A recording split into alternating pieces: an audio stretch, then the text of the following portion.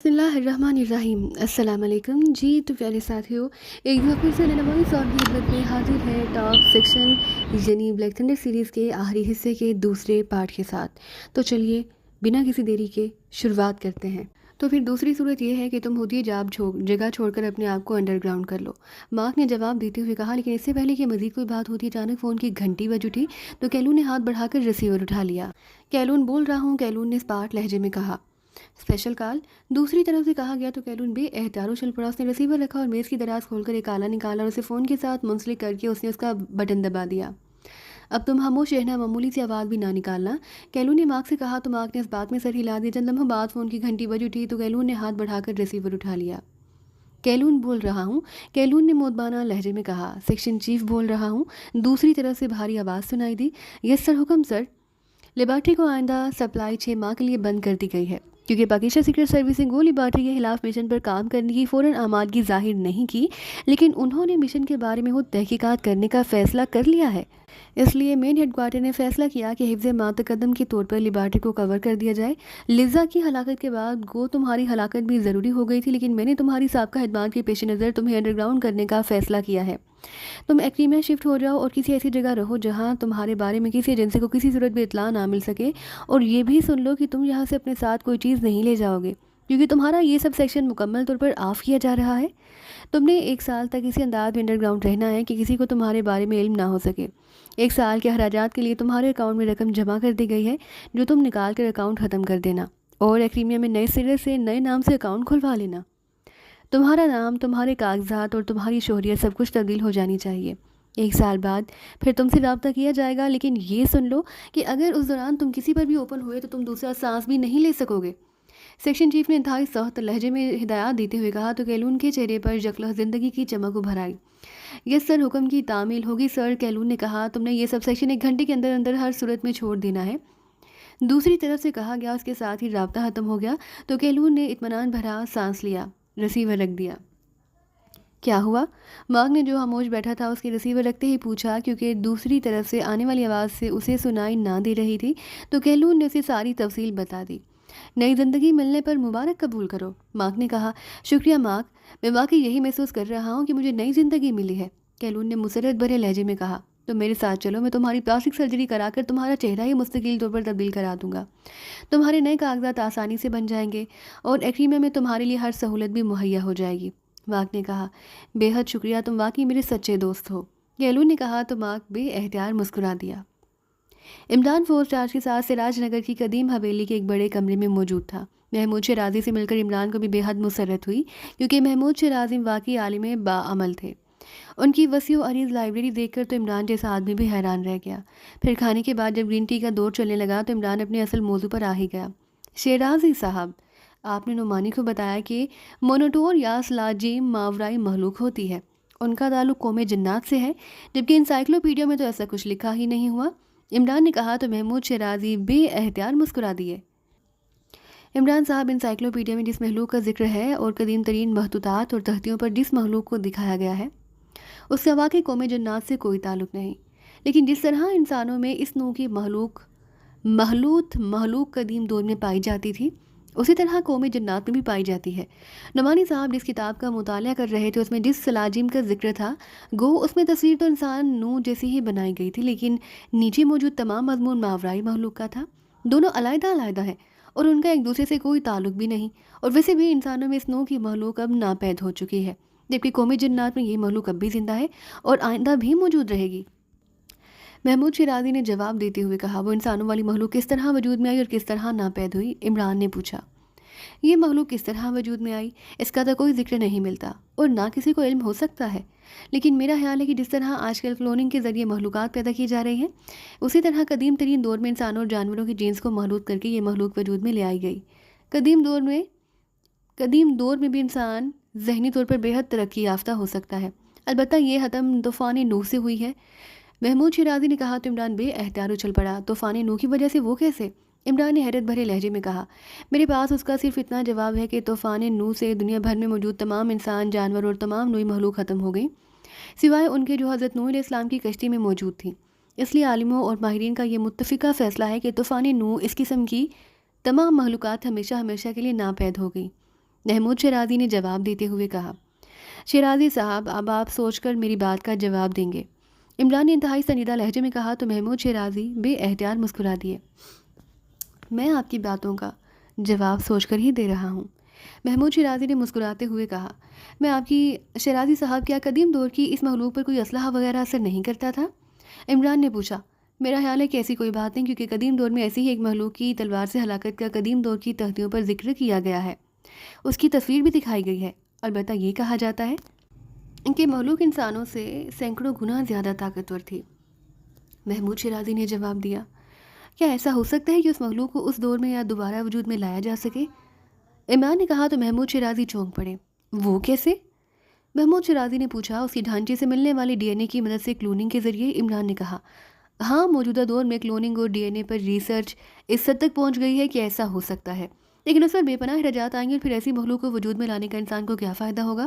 محمود شیرازی نے کہا۔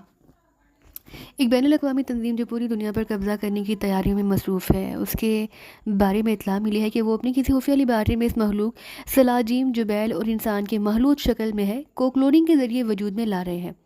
اس بات کے شواہد بھی ملے ہیں کہ ان کے ماہرین اور سائنسدانوں کے مطابق یہ مخلوق اس قدر طاقتور ہوگی کہ اس پر کسی قسم کا اسلحہ، بارود اور شعاعی اسلحہ، حتیٰ کہ ایٹم بم بھی اثر نہیں کریں گے، اور وہ اس مخلوق کو اپنے کنٹرول میں لا کر اسے اپنی فوج کا رتبہ دے دیں گے تاکہ پوری دنیا کے انسان اس تنظیم کے بڑوں کے خلاف بغاوت نہ کر سکیں۔ عمران نے کہا۔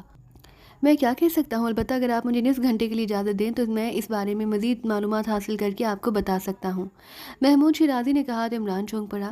کس سے معلوم کریں گے آپ؟ عمران نے کہا۔ ماورائی مخلوق کے چند عالم میرے دوست ہیں، محمود شیرازی نے ٹالنے والے لہجے میں کہا۔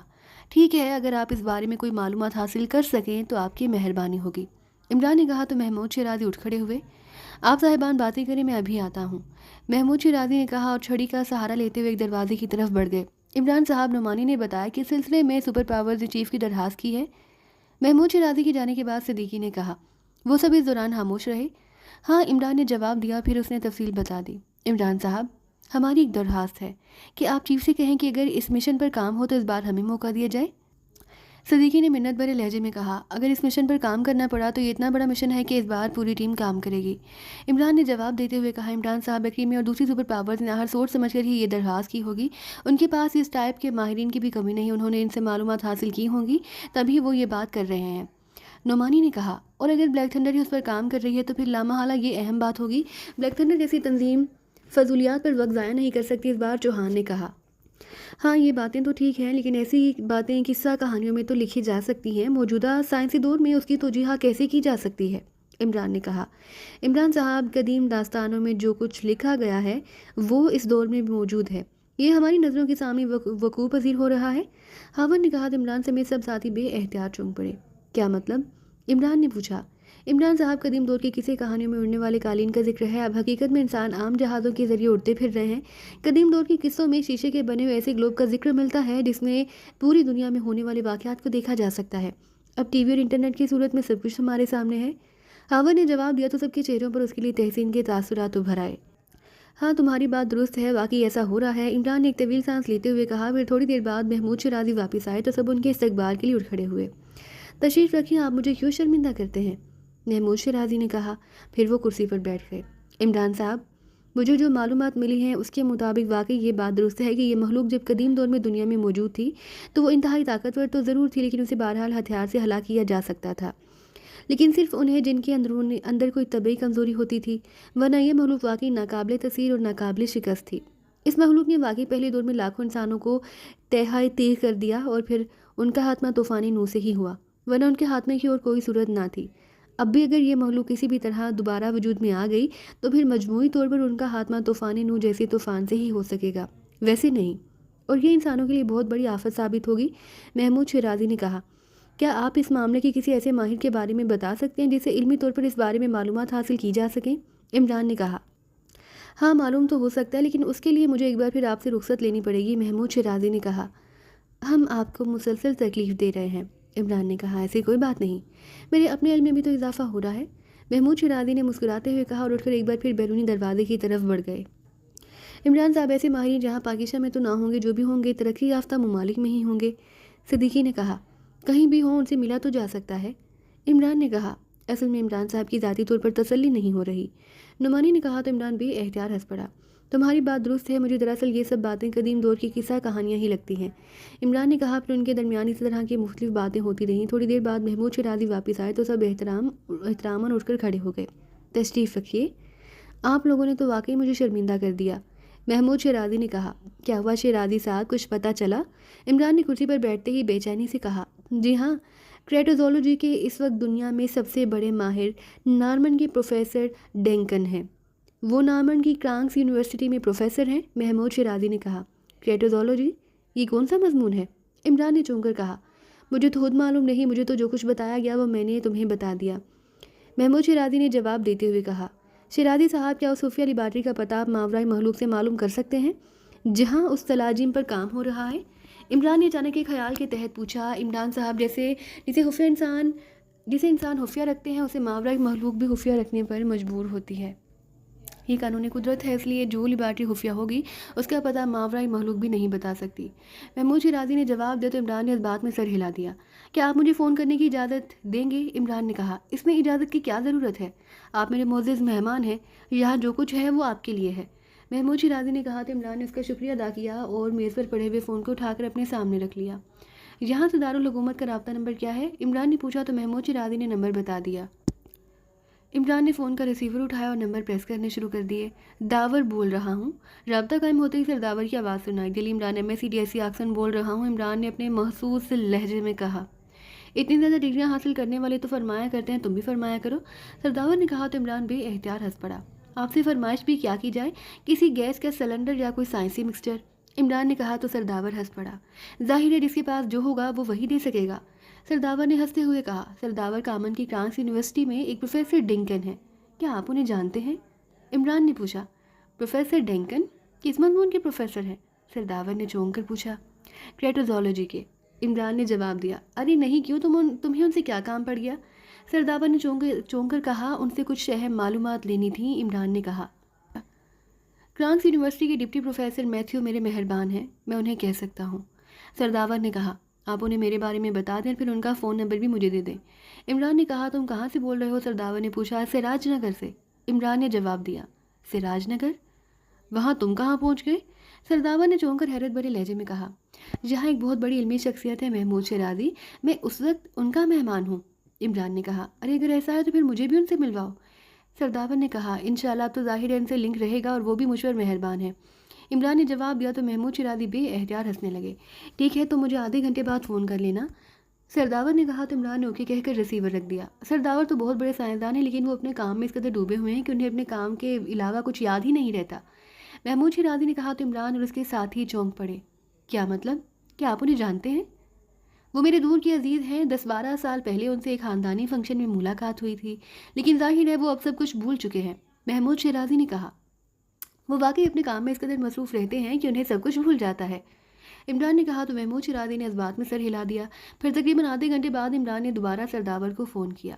داور بول رہا ہوں، علی عمران بول رہا ہوں، عمران بیٹھے، پروفیسر میتھیو سے میری بات ہو گئی ہے، میں نے انہیں تمہارے بارے میں بتا دیا ہے، تم ان سے فون پر بات کر لو، انہوں نے کہا کہ وہ پروفیسر ڈنکن کو تمہارے بارے میں بتا دیں گے اور تم ان سے بات کر سکو گے، سرداور نے کہا۔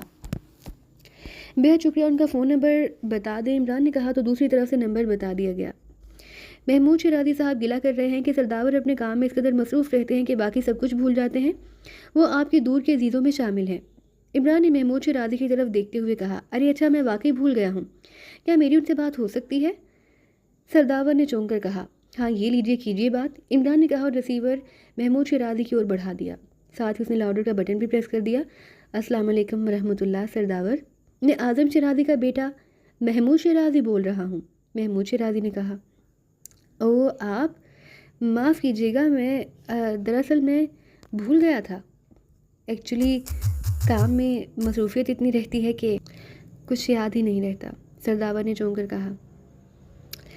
ارے آپ پر ملک و قوم کی بھاری ذمہ داریاں ہیں داور صاحب، اور مجھے تو آپ پر فخر ہے، اللہ تعالیٰ آپ کو ہر میدان میں سرخرو کرے اور مزید کامیابیاں اور کامرانیاں عطا کر فرمائے، محمود شیرازی نے کہا۔ بہت شکریہ شیرازی صاحب، میری طرف سے درخواست ہے کہ آپ میرے پاس تشریف لائیے، مجھے آپ سے ملاقات کر کے بے حد خوشی ہوگی، سرداور نے کہا۔ اب عمران صاحب سے میری ملاقات ہو گئی ہے، اب انشاءاللہ آپ سے بھی ملاقات رہا کرے گی، محمود شیرازی نے کہا۔ انشاءاللہ، اچھا، اللہ حافظ، سرداور نے کہا، اور محمود شیرازی نے بھی اللہ حافظ کہہ کر ریسیور رکھ دیا۔ عمران نے ایک بار پھر فون کا ریسیور اٹھایا اور دارالحکومت کی انکوائری کے نمبر پریس کرنے شروع کر دیے۔ میتھیو بول رہا ہوں۔ رابطہ قائم ہوتے ہی بھاری سی آواز سنائی دی۔ لہجے سے معلوم ہو رہا تھا کہ بولنے والا بزرگ آدمی ہے۔ میرا نام علی عمران ہے اور میں پاکیزہ سے بول رہا ہوں، سرداور نے بھی میرے بارے میں آپ سے بات کی ہوگی، عمران نے مودبانہ لہجے میں کہا۔ ارے ہاں عمران صاحب، سرداور نے تو آپ کی اس قدر تعریفیں کی ہیں کہ مجھے تو آپ سے بات کر کے بھی فخر محسوس ہو رہا ہے، دوسری طرف سے کہا گیا۔ یہ تو سرداور کی مہربانی ہے جناب، ورنہ میں تو آپ جیسے افراد کے سامنے طفل مکتب ہوں، عمران نے کہا۔ آپ کی مہربانی ہے کہ آپ ایسا سمجھتے ہیں؟ پروفیسر ڈینکن سے تو میں نے فون پر بات کر لی ہے اور آپ کے بارے میں بھی بتا دیا ہے، ان کا خصوصی فون نمبر میں آپ کو بتا دیتا ہوں، آپ ان سے بات کر لیں، پروفیسر میتھیو نے کہا۔ اس کے ساتھ ہی اس نے پروفیسر ڈینکن کا فون نمبر بتا دیا۔ تھینک یو سر، عمران نے کہا، اور کیڈل دبا کر ٹون آنے پر اس نے ایک بار پھر نمبر پریس کرنے شروع کر دیے۔ آخر میں اس نے لاؤڈر کا بٹن بھی پریس کر دیا۔ ڈینکن بول رہا ہوں، رابطہ قائم ہوتے ہی لرزتی ہوئی بلغم زدہ سی آواز سنائی دی۔ پاکیزہ سے علی عمران بول رہا ہوں پروفیسر صاحب، میرے بارے میں پروفیسر میتھیو نے آپ کو بتا دیا ہوگا۔ ارے ہاں فرمائیے، آپ مجھ سے کیا معلوم کرنا چاہتے ہیں؟ دوسری طرف سے چونک کر پوچھا گیا۔ پروفیسر صاحب، مجھے بتایا گیا ہے کہ آپ کیٹازولوجی کے پروفیسر ہیں، یہ کون سا مضمون ہے؟ پلیز آپ وضاحت فرمائیں گے، عمران نے کہا۔ عمران صاحب، یہ زولوجی کی ایک نئی شاخ ہے، اس کے تحت قدیم ترین دور میں عجیب و غریب افریت نما جانوروں اور انسانوں پر ریسرچ کی جا رہی ہے، پروفیسر ڈینکن نے جواب دیتے ہوئے کہا۔ ہاں مگر آپ کیا معلوم کرنا چاہتے ہیں، کھل کر بات کریں، پروفیسر ڈینکن نے کہا۔ پروفیسر صاحب، میرا تعلق ایک سرکاری ایجنسی سے ہے، ایک بین الاقوامی تنظیم جو پوری دنیا پر جابرانہ قبضہ کرنا چاہتی ہے، اس کے بارے میں معلوم ہوا کہ وہ قدیم دور کی بیل کے سر اور انسانی جسم والی مخلوق کو کلوننگ کے ذریعے دوبارہ وجود میں لانا چاہتی ہے۔ اس سلسلے میں انہیں اس مخلوق کا کوئی قدیم ترین دور کا ڈھانچہ ملا ہے، جسے ڈی این اے سے وہ کلوننگ کے ذریعے اس مخلوق کو وجود میں لانے پر کام کر رہی ہے۔ کامن سمیت دنیا کے بڑے بڑے ممالک میں ایسا نہیں چاہتے۔ انہوں نے پاکیزہ کی ایجنسی کے چیف سے درخواست کی کہ اس لیبارٹری کو ٹریس کر کے تباہ کر دیا جائے اور اس تنظیم کو ایسا کرنے سے روکا جائے، لیکن ہماری ایجنسی کے چیف کو اس بات پر یقین نہیں آ رہا، کیونکہ بتایا گیا ہے کہ اس مخلوق پر کوئی بارودی ہتھیار، کوئی شعاعی ہتھیار، کوئی اسلحہ یا کوئی دھات اثر نہیں کرتی۔ ان کی زندگیاں ہزاروں سالوں پر محیط ہوتی ہیں، جبکہ انسائکلوپیڈیا میں ایسا درج نہیں۔ آپ کے بارے میں معلوم ہوا کہ آپ اس سلسلے میں اتھارٹی کا درجہ رکھتے ہیں، اس لیے میں چاہتا ہوں کہ آپ ہماری رہنمائی کریں، عمران نے مودبانہ لہجے میں کہا۔ کیا نام ہے اس مجرم تنظیم کا، پروفیسر ڈینکن نے پوچھا۔ بلیک تھنڈر، عمران نے کہا۔ آپ درست کہہ رہے ہیں، مجھ تک بھی یہ نام پہنچا تھا، لیکن میری تمام تر کوششوں کے باوجود اس بارے میں کچھ معلوم نہیں ہو سکا۔ آپ نے جو کچھ سنا عمران صاحب، وہ 100% درست ہے۔ یہ ڈھانچہ لاکھوں سالوں پرانا ہے، بیرو سے میرے ایک شاگرد پروفیسر ایڈیگر کو ملا تھا، ہم نے یونیورسٹی میں اس پر تھوڑا سا کام کیا کہ اچانک پروفیسر ایڈیگر اس ڈھانچے سمیت غائب ہو گیا، باوجود شدید ترین کوششوں کے اس کا پتہ نہ چل سکا۔ کامن کی سرکاری ایجنسی نے صرف اتنی رپورٹ دی کہ کسی بین الاقوامی مجرم تنظیم جس کا نام بلیک تھنڈر ہے نے اس پروفیسر ایڈیگر کو ڈھانچے سمیت اغوا کر لیا ہے، لیکن اس سے زیادہ وہ بھی کچھ معلوم نہ کر سکے۔ آج اس بات کو تقریباً 10 سال گزر چکے ہیں اور 10 سالوں کے بعد آپ نے دوبارہ یہ بات کی ہے، پروفیسر ڈینکن نے کہا۔ پھر تو آپ بہتر طور پر بتا سکتے ہیں کہ اس مخلوق سے پوری دنیا کے انسانوں کو کتنا خطرہ لاحق ہو سکتا ہے، عمران نے کہا۔ عمران صاحب، میں ڈی این اے اور کلوننگ کے بارے میں تو کوئی بات نہیں کر سکتا کیونکہ یہ میری فیلڈ نہیں، البتہ میں سلاجیم کے بارے میں آپ کو بتا سکتا ہوں کہ قدیم ترین دور میں مخلوط انسانی مخلوق جنہیں سلاجیم کہا جاتا تھا کی اس قدر زیادہ تعداد دنیا میں بڑھ گئی کہ اس سے انسانیت کو زبردست خطرات لاحق ہو گئے اور ان مخلوط انسانوں نے عام انسانوں کو ہلاک کرنا شروع کر دیا۔ سلاجیم میں بے شمار نوع کی مخلوقات آتی ہیں، جیسے انسان نما مچھلی جسے جل پری کہا جاتا ہے، ایک سینگ کا گھوڑا جسے یو پٹکوان کہا جاتا ہے، پروں والے گھوڑے شیر نما انسان جنہیں ابو الہول کہا جاتا ہے، گھوڑی نما انسان جنہیں شتور کہا جاتا ہے، عقاب کے سر والے انسان جنہیں کورس لیورس کہا جاتا ہے، بھیڑیے کے سر والے انسان جنہیں آکوبیس کہا جاتا ہے، شیر کے دھڑ والے عقاب جنہیں گریفن کہا جاتا ہے۔ اس کے علاوہ دیگرفت، ڈریگن اور ڈائنوسار شامل ہیں۔ ان میں سب سے خطرناک اور سب سے زیادہ طاقتور مخلوط بیل کے سر والے انسان تھے جنہیں منوٹور کہا جاتا ہے۔ ان کے جسم ایسے سیل سے بنے ہوتے ہیں جن پر کوئی ہتھیار اثر نہیں کرتا تھا اور ان منوٹور کی 2 نسلیں تھیں، ایک کو کیوٹ منوٹور اور دوسرے کو صرف منوٹور کہا جاتا ہے۔ عام منوٹور تو اس قدر طاقتور نہ تھے اور انہیں ہتھیاروں سے ہلاک بھی کیا جا سکتا تھا، لیکن کیوٹ منوٹور ناقابل تصویر تھے، ان میں واقعی اس قدر طاقت تھی کہ ان پر ایٹم بم بھی اثر نہ کر سکتا تھا، اور جو ڈھانچہ بیرو سے ملا اور جس پر ہم نے ریسرچ کی وہ کیوٹ منوٹور کا تھا، اس لیے اگر اس کی کلوننگ کی گئی تو کیوٹ منوٹور وجود میں آ جائیں گے جو انسانوں کے لیے ناقابل تصویر ہوں گے، پروفیسر ڈینکن نے تفصیل سے بات کرتے ہوئے کہا۔ جو तंजीम उन्हें वजूद में लाने की कोशिश कर रही है वो खुद भी तो इंसानों पर मुश्तमिल है। ज़ाहिर है कैविट मनोटोर उनके लिए भी खतरनाक होंगे। इमरान ने कहा, नहीं, कदीम तहतों से इन कैविट मनोटोर के बारे में जो मालूमात मिली हैं उनके मुताबिक उनके जहनों में जिसके गुलामी का नक्श बैठ जाए उसके सामने ये सर भी नहीं उठाते और इसके सामने ये वाकई गुलाम बनकर रहते हैं। यकीनन उनको वजूद में लाने वाले उनके जहनों में अपनी गुलामी का नक्श बिठा देंगे, तभी ये उनके काम आ सकेंगे। प्रोफेसर डिंकर ने जवाब देते हुए कहा, प्रोफेसर साहब, ये तमाम नोएं कदीम दौर में ही ख़त्म हो गई थी। कैसे? इमरान ने पूछा। हाँ, ये अच्छा सवाल है। अब तक जो तहकीक की गई है उसके मुताबिक दुनिया में एक बार ऐसा सैलाब आया कि पूरी दुनिया के पहाड़ तक उस सैलाब में डूब गए और ये तमाम सैलाजीम भी उस सैलाब अजीम में हलाक हो गए।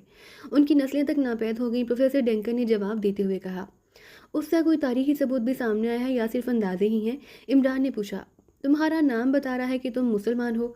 प्रोफेसर डेंकर ने कहा, अल्हम्दुलिल्लाह मैं वाकई मुसलमान हूँ। इमरान ने कहा, तो मुसलमानों की इल्हामी किताब में हज़रत नूह इस्लाम के ज़माने में सैलाब अजीम का तज़किरा मौजूद है जिसे तूफ़ान नूह कहा जाता है। तुम्हारे लिए तो इससे बढ़कर कोई सबूत नहीं हो सकता।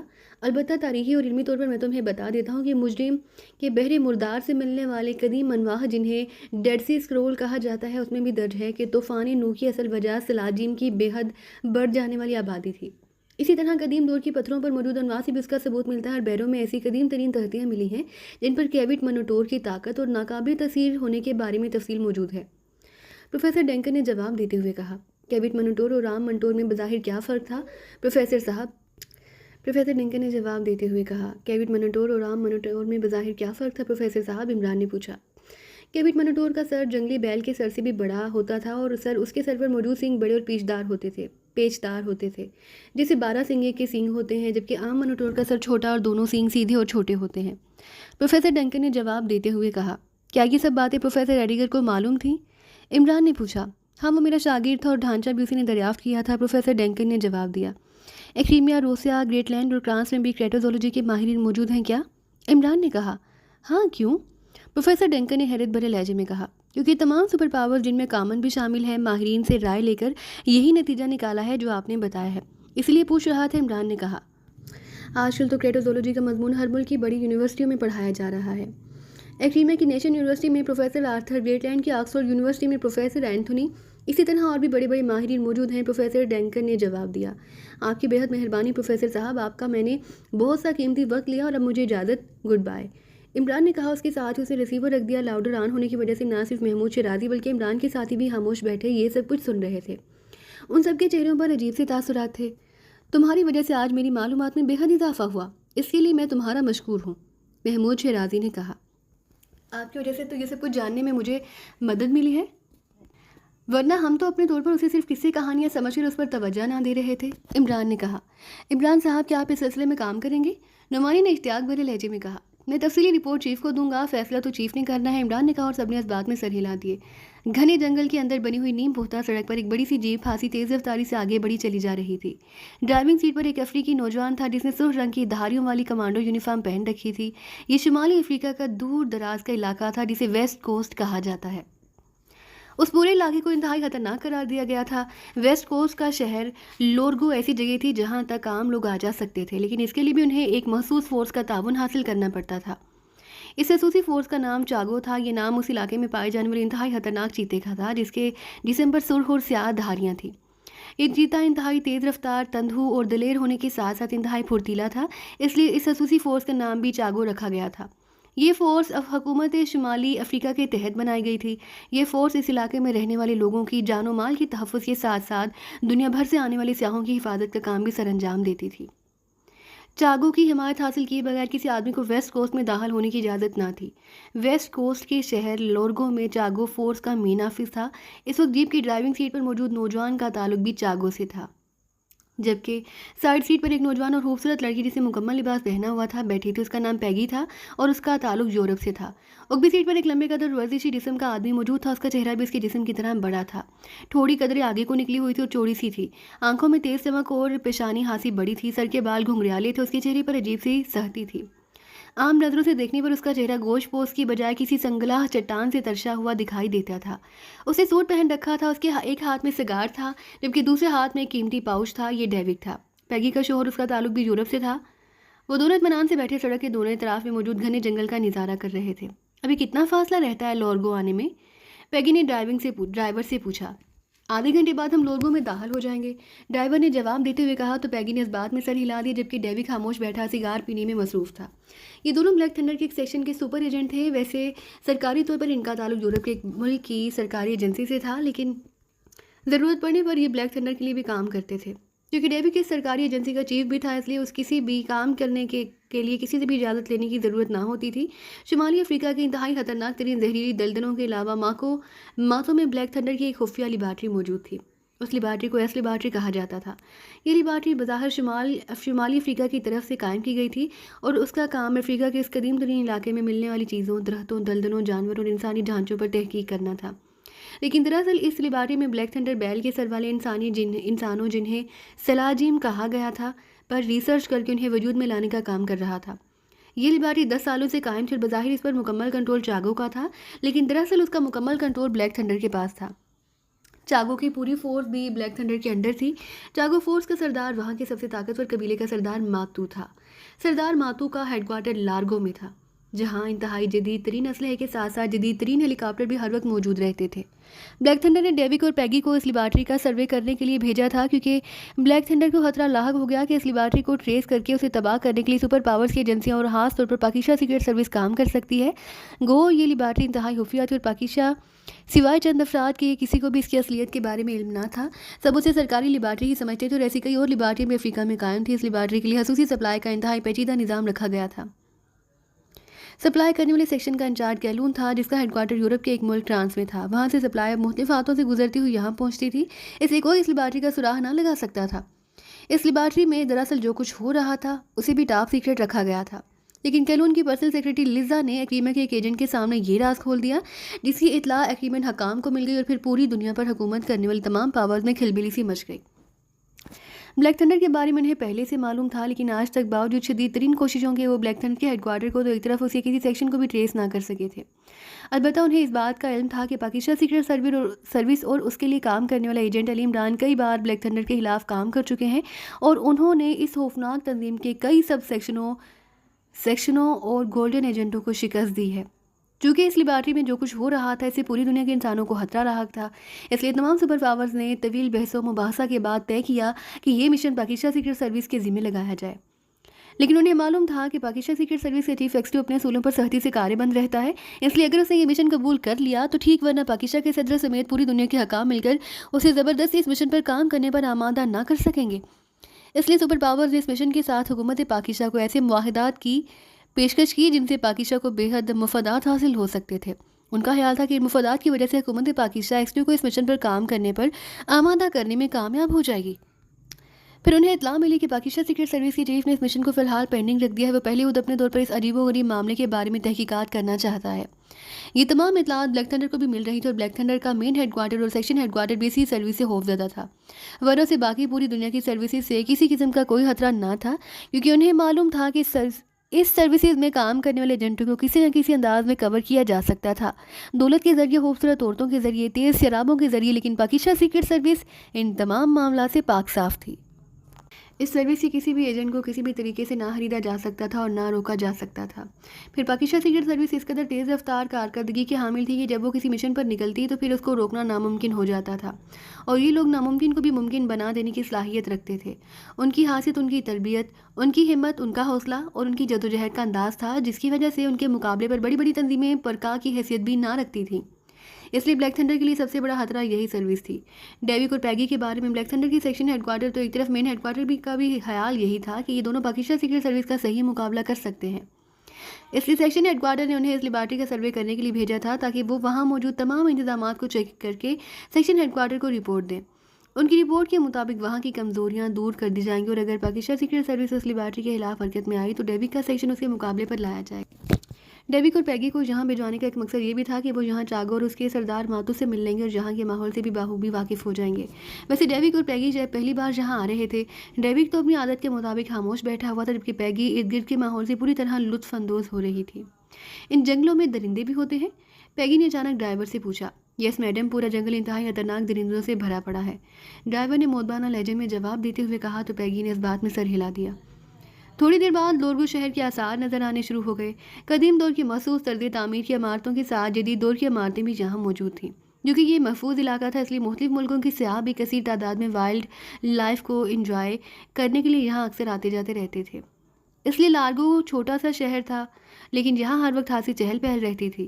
شہر کی مختلف سڑکوں سے گزر کر جب جیپ شہر سے ہٹ کر بنے ہوئے ایک کافی بڑے احاطے کے مین گیٹ کے سامنے پہنچ کر رک گئی، ڈرائیور نے مخصوص انداز میں ہارن بجایا تو گیٹ کھلا اور ایک افریقی نوجوان جس کے ہاتھ میں مشین گن تھی اور جسم پر سرخ دھاریوں والی مخصوص یونیفارم تھی باہر آ گیا۔ اس نے جیپ کو دیکھ کر سیلوٹ کیا، پھر تیزی سے واپس مڑ گیا۔ تھوڑی دیر بعد پھاٹک کھلا تو جیپ اندر لے جائی گئی۔ اندر احاطے میں ایک ہیلی کاپٹر موجود تھا جس پر سرخ دھاریاں بنی ہوئی تھیں۔ ہیلی کاپٹر کے ساتھ ہی ایک اور افریقی نوجوان مخصوص یونیفارم پہنے اپنے ہاتھ میں مشین گن اٹھائے کھڑا تھا۔ جیپ رکتے ہی ڈیوک اور پیگی دونوں نیچے اتر آئے۔ اسی لمحے عمارت کے برآمدے سے ایک لمبے قد اور ورزشی جسم کا نوجوان باہر آ گیا۔ اس نے بھی چاگو کی مخصوص یونیفارم پہنی ہوئی تھی۔ اس کے سر پر ملٹری کیپ تھی اور سینے پر 2 بڑے بڑے تمغے موجود تھے۔ اس کا چہرہ اس کے جسم کی مناسبت سے بڑا تھا، آنکھیں چھوٹی اور سر پر موجود بال سپرنگوں جیسے تھے جو دونوں سائڈوں سے نظر آ رہے تھے۔ یہ سردار ماتو تھا، ماتو قبیلے کا سردار اور ویسٹ کوسٹ میں چاگو کا چیف۔ اس کا نام تو کچھ اور تھا لیکن اسے سردار ماتو کے نام سے پکارا جاتا تھا۔ وہ سیڑھیاں اتر کر ان کے قریب آ گیا۔ میرا نام سردار ماتو ہے اور میں چاگو کا چیف ہوں، اس نے مسکراتے ہوئے کہا اور بڑے گرم جوشانہ انداز میں ڈیوک اور پیگی سے مصافحہ کیا اور ان کی آمد پر رسمی کلمات کہے اور پھر انہیں لے کر ایک بڑے کمرے میں آ گیا جسے باقاعدہ آفس کے انداز میں سجایا گیا تھا۔ ایک ملازم نے شراب لا کر ان کے سامنے رکھ دی۔ میری سمجھ میں نہیں آیا کہ آپ کی آمد یہاں کس سلسلے میں ہوئی ہے؟ سردار ماتو نے پوچھا۔ آپ کو کیا بتایا گیا ہے؟ ڈیوک نے پوچھا۔ صرف یہ کہ آپ یہاں سروے کرنے آ رہے ہیں تاکہ جہاں حفاظتی کمزوری ہو تو اسے دور کیا جا سکے اور ضرورت پڑنے پر آپ یہاں کا چارج سنبھال سکیں، سردار ماتو نے جواب دیتے ہوئے کہا۔ آپ کو معلوم ہے کہ اس لیبارٹری میں کیا ہو رہا ہے؟ نہیں، میرا لیبارٹری کے اندرونی معاملات سے کوئی تعلق نہیں، سردار ماتو نے جواب دیا۔ سردار ماتو، اس لیبارٹری میں بلیک تھنڈر کے انتہائی اہم ترین پروجیکٹ پر کام ہو رہا ہے۔ اسے گزشتہ 10 سالوں سے انتہائی خفیہ رکھا گیا ہے، لیکن ایک عورت کی غلطی کی وجہ سے پوری دنیا کو اس پروجیکٹ کے بارے میں علم ہو گیا۔ پوری دنیا کی حکومت اس پروجیکٹ کو ختم کرنے کے در پہ ہو گئی ہے، لیکن کسی کو یہ معلوم نہیں کہ یہ لیبارٹری کدھر ہے۔ اس لیے انہوں نے ایشیا کے ایک ملک پر پاکیزہ پر انحصار کیا ہے۔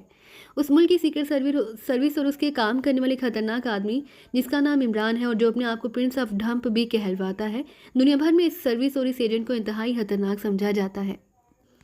اس نے ایسے ناقابل یقین مشن مکمل کیے جن کے بارے میں کوئی سوچ بھی نہ سکتا تھا۔ بلیک تھنڈر کے سیکشن ہیڈ کوارٹر اور مین ہیڈ کوارٹر کو بھی اسی سروس سے خطرہ ہے، کیونکہ اس کے بارے میں مشہور ہے کہ جن معاملات کو ان سے جتنا زیادہ چھپایا جائے یہ اتنا ہی جلدی سے اسے دریافت کر لیتے ہیں۔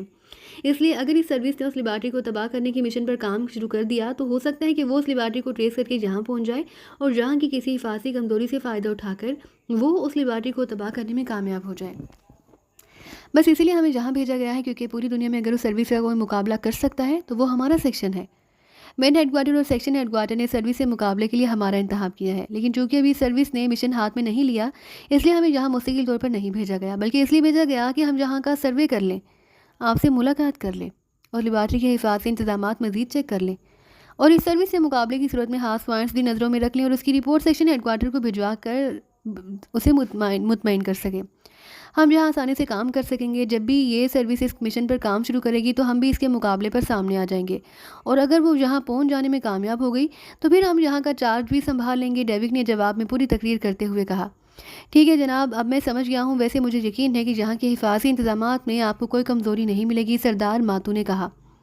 ہمیں معلوم ہے کہ کیونکہ یہاں کے تمام حفاظتی انتظامات اور آپ کی تنظیم کے بارے میں ہمیں تفصیلی رپورٹ مل چکی ہے، لیکن ہم یہاں آپ سے ملاقات کرنے، جہاں کے ماحول سے مانوس ہونے کے لیے آئے ہیں، ڈیوک نے جواب دیا۔ میں آپ کو خوش آمدید کہتا ہوں جناب، سردار ماتو نے خوش ہو کر کہا تو ڈیوک کی ساتھ ساتھ پیگی جو خاموش بیٹھی ہوئی تھی بے اختیار مسکرا دی۔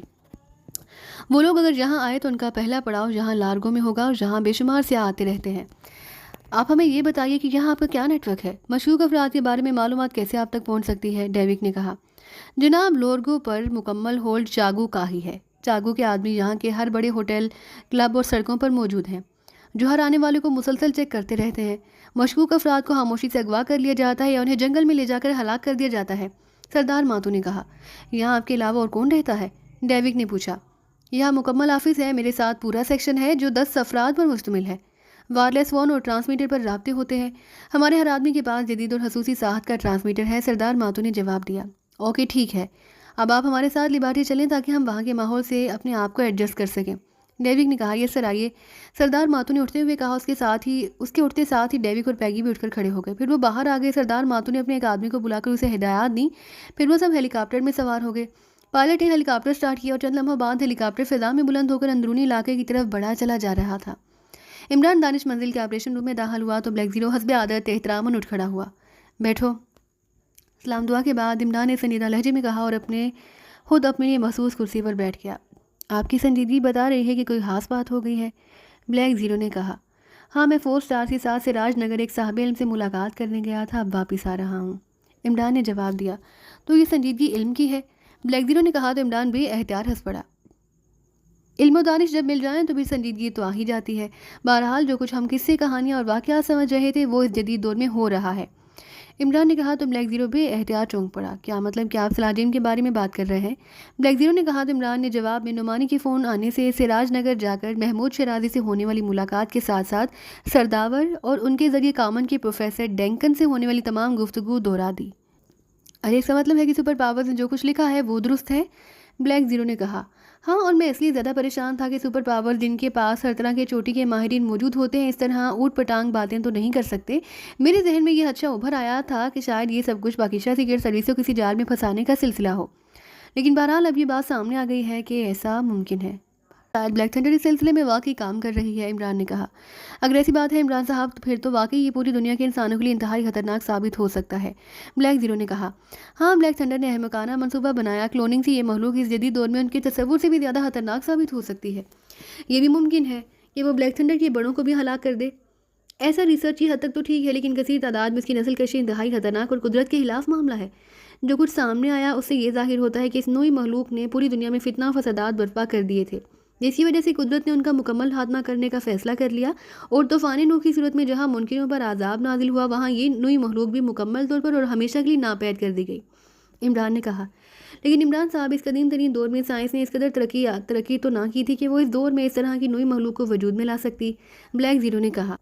हम दरअसल कदीम दौर के बारे में लाइल्म है और ये समझते हैं कि जो तरक्की हुई है वो मौजूदा दौर में हुई है। आज अगर तूफ़ानी नूह जैसा अजाब दुनिया पर टूट पड़े और सिवाय चंद मखसूस अफराद के बाकी पूरी दुनिया गर्क हो जाए तो फिर जो नए लोग पैदा होंगे उन्हें कौन समझाएगा कि कंप्यूटर क्या होता है, टीवी किस असूल के तहत चलता है। और इस कदर तरक्की हो चुकी थी, जाहिर है उन्होंने सिरे से दुनिया आबाद करनी है और नए सिरे से ये काम करना है, इमरान ने जवाब देते हुए कहा। लेकिन इमरान साहब, तरक्की के आसार तो बहरहाल सामने आ ही जाएंगे, ब्लैक जीरो ने कहा। अब भी कदीम दौर के इंसानों की तरक्की के आसार मौजूद हैं। मैंने एक बार आसार कदीमा पर रिसर्च के एक मकाले में पढ़ा था कि जनूबी पैरों के शहर रुक्का में आसार कदीमा के माहिरीन ने ऐसे बैज़ी पत्थर दरियाफ्त किए हैं जो 14,000 साल कदीम हैं। उन पत्थरों पर तस्वीर नक्श हैं। उन तस्वीर में ऑपरेशन करते हुए दिखाया गया है, यहाँ तक कि सर्जरी के आलात, दिल की शरियानें, खून की नालियाँ भी वाज़ेह तौर पर दिखाई गई हैं। उससे माहिरीन ने अंदाज़ा लगाया कि 14,000 कबल रुक्का में रहने वाली कौम में हार्ट ट्रांसप्लांट सर्जरी से बाहूबी वाकिफ़ थी। इस तरह मिस्र में मिलने वाली बाज़ मम्मियों के दांत नकली हैं। एक फ़िरौन की नाक की हड्डी की जगह किसी जानवर की हड्डी लगी हुई है। मिस्र के एक शाही मकबरे से एक औरत की मम्मी मिली है जिसका दायां अंगूठा मसनूई है, यानी कटे हुए अंगूठे की जगह नकली अंगूठा लगाया गया है। जैसे मौजूदा दौर में प्लास्टिक सर्जरी के जरिए मसनूई अज़ा लगाए जाते हैं शेर के धड़ वाले इंसान अबू अल होल से तो मौजूदा दौर के लोग अच्छी तरह से वाकिफ़ हैं। एहराम मिस्र के सामने उसका अज़ीमुश्शान मुजस्समा आज भी मौजूद है। फिर ये एहराम मिस्र बजाते खुद इस दौर के अज़ीमुश्शान तामीरात का शाहकार है जो सदियां पहले तामीर किए गए और आज तक इसी तरह मौजूद हैं, इमरान ने जवाब देते हुए कहा। आपकी बात दुरुस्त है, वाकई हम कदीम दौर को जहालत का दौर समझते हैं, लेकिन वाकई ऐसे शवाहिद मौजूद हैं जिनसे साबित होता है कि कदीम दौर में भी साइंस ने बेहद तरक्की की थी। लेकिन इमरान साहब, फिर कुदरत ने इस तरक्की को मलिया मेट क्यों कर दिया, ब्लैक जीरो ने कहा। इसलिए कि उस दौर के साइंसदानों ने इंसानों के फ़ायदे के लिए काम करने की बजाय ऐसे कामों का आगाज़ कर दिया जिससे हालात में बिगाड़ पैदा होना शुरू हो गया। अगर वो साइंसदान इंसानों के लिए फ़ायदेमंद साबित होते तो फिर ये सब मलिया मेट ना किया जाता, लेकिन उस दौर की साइंसी तरक्की से इंसानियत तबाही के दहाने पर पहुँच गई तो फिर ये सब कुछ मलिया मेट कर दिया गया था। अभी तुम देखो कि ब्लैक थंडर ने स्लाजीम को वजूद में लाकर हालात में बिगाड़ पैदा करने की कोशिश की है जिससे बनी नूह इंसान के तबाह होने का खदशा पैदा हो गया है। इसलिए कुदरत ने उसके खिलाफ हरकत में आ गई है और पूरी दुनिया की सुपर पावर्स उसके खिलाफ उठ खड़ी हुई हैं। अगर हम उसके खिलाफ काम नहीं करेंगे तो कोई और करेगा। बहरहाल कुदरत ने तो अपना तवाज़ुन बरकरार रखना ही है, इमरान ने कहा। तो ब्लैक जीरो ने बेएहतियात एक तवील सांस लिया। आप दुरुस्त कह रहे हैं, ये तो वाकई अल्लाह ताला की रहमत है कि उसने इस मकसद के लिए पाकिस्तान सीक्रेट सर्विस का इंतखाब किया है, ब्लैक जीरो ने कहा। लेकिन अब मसला ये है कि हम कैसे उस लेबॉर्ट्री को ट्रेस करें जहाँ ये काम हो रहा है, इमरान ने कहा। जिस औरत के बारे में बताया गया है कि उसकी वजह से ये सारी बात सामने आई है, उसके बारे में मज़ीद तफसीलात मालूम करके आगे बढ़ाया जा सकता है, ब्लैक जीरो ने कहा। فائل میں صرف اتنا موجود ہے کہ یہ عورت یورپ کے ملک فرانس کے دارالحکومت میں کسی بزنس ادارے میں کام کرتی تھی. اس کا نام لیزا تھا. اس کی چیف کا نام کیلون تھا. لیکن کیلون تو عام سا نام ہے. اس نام کے تو ہزاروں افراد وہاں موجود ہوں گے. عمران نے کہا. اس کے ساتھ اس نے ہاتھ بڑھا کر فون ریسیور اٹھایا اور تیزی سے نمبر پریس کرنے شروع کر دیے. Black eagle club. رابطہ قائم ہوتے ایک نسوانی آواز سنائی دی. پاکیشہ سے Ali Imran MSc DSc action بول رہا ہوں. ٹرومین سے بات کراؤ. عمران نے کہا. نمبر نوٹ کریں, اس پر چیف موجود ہیں. دوسری طرف سے کہا گیا. ساتھ ایک فون نمبر بتا دیا گیا تو عمران نے کریڈل دبایا. ٹونانے پر ایک بار پھر نمبر پریس کرنے شروع کر دیے. Black eagle. دوسری طرف سے ٹرومین کی آواز سنائی دی. کمال ہے, بلیک کو اب تک وائٹ نہ صحیح براؤن تو ہو جانا چاہیے. عمران نے کہا. ارے عمران صاحب, میں ٹرومین بول رہا ہوں. دوسری طرف سے ٹرومین نے مسکراتے ہوئے لہجے میں کہا. سچائی تو روشنی ہوتی ہے اور روشنی سفید ہوتی ہے. تم ٹرومین ہونے کے باوجود بلیک ہو. عمران نے کہا تو ٹرومین بے احتیاط ہنس پڑا. آج بڑے عرصے بعد آپ نے یاد کیا, ٹرومین نے ہنستے ہوئے کہا. جب سچائی کم ہو جائے تو اسے تلاش کرنے کے لیے کسی ٹرومین کی ضرورت پڑتی ہے. عمران نے جواب دیا. آپ بے فکر رہیں, سچائی کی تلاش کے لیے چاہے پتال میں کیوں نہ جانا پڑے, میں اسے تلاش کر لاؤں گا. ٹرومین نے جواب دیتے ہوئے کہا. تمہاری سابقہ تنظیم بلیک تھنڈر اس بار پوری انسانیت کے لیے خطرہ بن رہی ہے. عمران نے کہا. کیا رہے ہیں؟ ٹرومین نے حیرت بھرے لہجے میں کہا تو عمران نے اسے ساری تفصیل بتا دی. کیا یہ بات حقائق پر مبنی ہے؟ ہاں, پہلے تو مجھے بھی یقین نہ آیا, لیکن پھر جب عالموں اور ماہرین سے بات ہوئی تب پتہ چلا کہ واقعی ایسا ممکن ہے اور اس کے نتائج پوری انسانیت کے لیے خطرناک ثابت ہو سکتے ہیں. تو چیف نے اس مشن پر کام کرنے کی اجازت دے دی ہے, تبھی میں نے تمہیں فون کیا. عمران نے کہا. آپ حکم دیں, مجھے کیا کرنا ہوگا؟ ٹرومین نے کہا. جو فائل مجھے بھجوائی گئی ہے اس میں بتایا گیا ہے کہ یورپ کے ملک فرانس کے دارالحکومت میں بلیک تھنڈر کے تحت کوئی سب سیکشن کام کرتا رہا جس کا انچارج کوئی کیلون نامی آدمی ہے. یہ سب سیکشن اس لیبارٹری کو سپلائی بھجوانے پر مامور تھا. گو یہ سپلائی براہ راست نہیں بھجوائی جاتی تھی, لیکن بہرحال آغاز سے اس سے ہوتا تھا.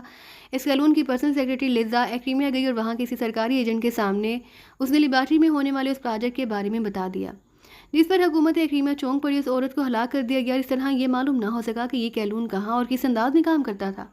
اگر یہ کیلون مل جائے تو اس کے ذریعے ہم سپلائی کا پیچھا کرتے ہوئے اس لیبارٹری تک پہنچ سکتے ہیں. عمران نے کہا. کیلون تو عام سا نام, لیکن فرانس میں میرا نیٹ ورک موجود ہے, میں اسے لیزا کے حوالے سے تلاش کر لوں گا. ٹرومین نے کہا. کتنا عرصہ لگاؤ گے؟ عمران نے کہا. کیلون کے بارے میں معلومات ملنے میں تو 2-3 گھنٹوں سے زیادہ وقت نہیں لگے گا, البتہ آگے کی کارروائی میں عرصہ لگ سکتا ہے. ٹرومین نے کہا. تو مجھے صرف کیلون کے بارے میں ہمیں معلومات مہیا کر دو, باقی کام میں خود کر لوں گا. تم نے سامنے نہیں آنا کیونکہ بلیک تھنڈر لامحالہ اس معاملے میں چوکنا ہوگی. عمران نے کہا. آپ کا خدشہ درست ہے عمران صاحب, بلیک تھنڈر تک اس ساری کارروائی کی رپورٹ پہنچ چکی ہوگی اور وہ الرٹ ہو چکی ہوگی. بلیک زیرو نے کہا. ہاں, وہ بہت باوسائل تنظیم ہے, اس لیے سپر پاورز کی کارروائیوں کو بھی اسے باخوبی علم ہوگا, اور یہ بات بھی ان تک پہنچ چکی ہوگی کہ سپر پاورز نے اس مشن میں کام کرنے کے لیے پاکیشہ سیکرٹ سروس سے درخواست کی ہے. عمران نے کہا. ہو سکتا ہے کہ یہاں آپ کی نگرانی بھی ہو رہی ہو. بلیک زیرو نے کہا. لازماً ہو رہی ہوگی, اس لیے جب تک لیبارٹری ٹریس نہ ہو جائے اس وقت تک حرکت میں تم نے نہیں آنا. عمران نے کہا. تو بلیک زیرو بے احتیاط چونک پڑا. کیا مطلب کہ آپ یہ سارا کام ٹرومین سے کرائیں گے, جبکہ ابھی آپ نے اسے کہا کہ وہ صرف کیلون کے بارے میں معلومات مہیا کرے؟ بلیک زیرو نے کہا. یہ کام 4 اسٹارز کریں گے. محمود شیرازی کے ہاں انہوں نے مجھ سے درخواست کی تھی کہ اگر اس مشن پر کام ہوتا ہے تو میں چیف سے کہہ کر انہیں اپنے ساتھ لے جاؤں, جس پر میں نے انہیں کہا تھا کہ یہ مشن اس قدر اہم ہے کہ اگر اس پر کام ہوا تو پوری ٹیم ہی کام کرے گی, لیکن اصل مشن تو اس وقت شروع ہوگا جب لیبارٹری کو ٹریس کر لیا جائے گا, اور چونکہ بلیک تھنڈر کا ٹارگٹ میں ہوں گا اس لیے 4 اسٹارز اس پر کام کریں گے. عمران نے جواب دیتے ہوئے کہا, اور بلیک زیرو نے اس بات میں سر ہلا دیا. پھر 3 گھنٹے باتیں کرنے اور چائے پینے میں گزار دینے کے بعد عمران نے دوبارہ فون کا ریسیور اٹھایا اور ٹرومین کا نمبر پریس کر دیا. کیا رپورٹ ہے ٹرومین؟ رابطہ ہونے پر عمران نے پوچھا. عمران صاحب, کیلون کے بارے میں معلومات مل گئی ہیں, لیکن اس آفس کو بھی کلوز کر دیا گیا اور کیلون بھی غائب ہے. البتہ اتنا معلوم ہوا کہ آخری بار اس سے ملنے ویلنگٹن میں رہنے والا اس کا دوست ماں گیا تھا. ماں کے بارے میں معلومات ملی ہے کہ اس کا تعلق کسی کلب سے ہے. ٹرومین نے کہا. لیکن اس بارے میں حتمی معلومات ہونی چاہیے. عمران نے کہا. مارک چونکہ ویلنگٹن میں رہتا ہے اس لیے میں اسے ٹریس کرنے کی کوشش شروع کر دی ہے, امید ہے جلدی اس کے بارے میں اطلاع مل جائے گی. ٹرومین نے کہا. تم اپنے آپ کو صرف اطلاع تک محدود رکھنا, ورنہ اس بار بلیک تھنڈر نے کوئی لحاظ نہیں کرنا. عمران نے کہا. سمجھتا ہوں عمران صاحب, آپ 1 گھنٹے بعد دوبارہ تکلیف کریں فون کرنے کی, مجھے یقین ہے کہ اتنی دیر میں درست معلومات مل جائیں گی. ٹرومین نے کہا. تو عمران نے اوکے کہہ کر ریسیور رکھ دیا. کیا ماں کو اس کیلون کے بارے میں علم ہوگا؟ بلیک زیرو نے کہا. دیکھو, یہ تو مارک سے معلوم کرنا پڑے گا. عمران نے کہا. بلیک زیرو نے اس بات میں سر ہلا دیا. پھر 1 گھنٹہ مزید گزارنے کے بعد عمران نے ایک بار پھر ٹرومین سے رابطہ کیا. عمران صاحب, مارک کے بارے میں پتہ چل گیا ہے. مارک ویلنگٹن کے ایک مصروف کلب اسٹک گیم کلب میں اسسٹنٹ مینیجر ہے. ٹرومین نے جواب دیا. کیا اس بات کی تسلی کر لی گئی ہے کہ یہ وہی مارک ہے جس کا تعلق کیلون سے ہے؟ عمران نے پوچھا. جی ہاں, اچھی طرح تسلی کے بعد ہی آپ کو اطلاع دی جا رہی ہے. ویسے اگر آپ کہیں تو اس مارک کو اغوا کر کے اس سے معلومات حاصل کی جا سکتی ہیں. ٹرومین نے کہا. نہیں, تم اس معاملے میں سامنے نہ ہو, یہ کام میں کر لوں گا. تمہارا کام صرف معلومات مہیا کرنے کی حد تک بہتر رہے گا. عمران نے کہا. ٹھیک ہے, جیسے آپ کہیں. ٹرومین نے کہا. Okay, good bye. इमरान ने कहा और फिर तेज़ी से नंबर प्रेस करने शुरू कर दिए। सिद्दीकी बोल रहा हूँ। राब्ता कायम होते ही दूसरी तरफ से सिद्दीकी की आवाज़ सुनाई दी। X2। इमरान ने मखसूस लहजे में कहा। Yes sir. सिद्दीकी का लहजा यकलहत मौतबाना हो गया। इमरान तुम्हारे साथ महमूद शिराजी के पास गया था। उसने जो रिपोर्ट दी है वो बेहद अहम है। उस लेबॉरेटरी को ट्रेस करने के लिए मैंने तुम्हारा और तुम्हारे साथियों का इंतखाब किया है। इमरान चूंकि ब्लैक थंडर के एजेंटों की नज़रों में होगा, इसलिए इमरान तुम्हारे साथ नहीं जाएगा। तुमने अपने तौर पर सारा काम करना है। मैंने इमरान को हुक्म दे दिया है कि वो तुम्हें इस अहम काम के लिए मुकम्मल तौर पर ब्रीफ कर देगा। इमरान ने कहा। यस सर, हम आपके मशकूर हैं सर। सिद्दीकी ने मुसरत भरे लहजे में कहा। तो इमरान ने बगैर कोई जवाब दिए मुस्कुराते हुए रिसीवर रख दिया। कैलून इस वक्त मार्क के फ्लैट में मौजूद था। मार्क ने उसके साथ वाकई दोस्ती निभाई थी। ना सिर्फ उसका चेहरा प्लास्टिक सर्जरी के जरिए मुकम्मल तौर पर तब्दील करवा दिया था, बल्कि नए नाम से उसके कागजात भी बन चुके थे। अब वो यूरोपियन की बजाय एक्रीमियन था। उसका नाम डॉन था, लेकिन मार्क उसे कैलून के नाम से ही पुकारता था। उससे कहना था कि ये नाम उसकी ज़ुबान पर चढ़ा हुआ है। मार्क चूँकि क्लब में असिस्टेंट मैनेजर था, इसलिए उसने कैलून से भी कहा कि वो भी उसके क्लब में सर्विस कर ले, लेकिन कैलून ने यह कहकर सर्विस करने से इनकार कर दिया कि अव्वल तो उसे ब्लैक थंडर से इतनी रकम मिल गई है कि उसे सर्विस करने की ज़रूरत ही नहीं, और दोम वो सर्विस करने का आदी ही नहीं है। क्योंकि वो खुद इंचार्ज रहा है, इसलिए अब वो किसी के मातहत रहकर काम करना उसके बस में नहीं रहा। कैलून ने डॉन के नाम से एक रहायशी प्लाजा में लग्जरी फ्लैट हासिल कर लिया था। उसके पास एक नए मॉडल की कार भी थी और उसका काम सिर्फ क्लबों में आने जाने और एंजॉय करने की हद तक ही रह गया था। वो लॉर्ड डॉन कहलवाता था और उसने सबसे ये कहा हुआ था कि इसके पास जो कि बेशुमार कंपनियों के शेयर्स हैं, जहां से इसे इंतहाई माकूल मुनाफा मिल जाता है, इसलिए उसे अखराजात की कोई परवाह नहीं। कैलून को वालिंगटन आए हुए काफ़ी दिन गुजर गए और अक्सर वो मार्क से मिलने उसके फ्लैट पर आ जाता था। इस वक्त भी वो दोनों शराब पीने में मसरूफ़ थे। मेरी समझ में एक बात नहीं आती कैलून, अचानक मार्क ने कहा। तो कैलून बेएहतियात चौंक पड़ा। कौन सी बात? कैलून ने चौंक कर पूछा। ये कि मेरा ताल्लुक भी एजेंसी से है और मुझे मालूम है कि जब एजेंसी का कोई अहम राज को छुपाना चाहती हैं तो उस आदमी को चाहे वो उनके लिए कितनी अहमियत रखता हो, हरा करवा देती हैं, जिससे इस राज के अफशा होने का खतरा हो। तुम्हारा मामला भी ऐसा ही है। ये तंजीम भी बैनुल अक़वामी है और उसकी नज़रों में तुम्हारी ऐसी अहमियत भी नहीं हो सकती कि वो तुम्हारे बगैर कायम ना रह सके। इसके बावजूद तुम्हें भारी रकमात भी मुहैया हो रही हैं और तुम्हें खुली छूट भी दे दी गई है। इसकी असल वजह क्या है? मार्क ने कहा। तो कैलून बेएहतियात हंस पड़ा। तुम्हारी हैरत अपनी जगह दुरुस्त है। मेरी जगह कोई और होता तो अब तक उसकी लाश किसी गटर के कीड़े भी खा चुके होते। तुम मेरे ऐसे दोस्त हो जिससे मैं कोई बात छुपा नहीं सकता। सेक्शन चीफ मेरा छोटा भाई है, इसलिए ऐसा हुआ।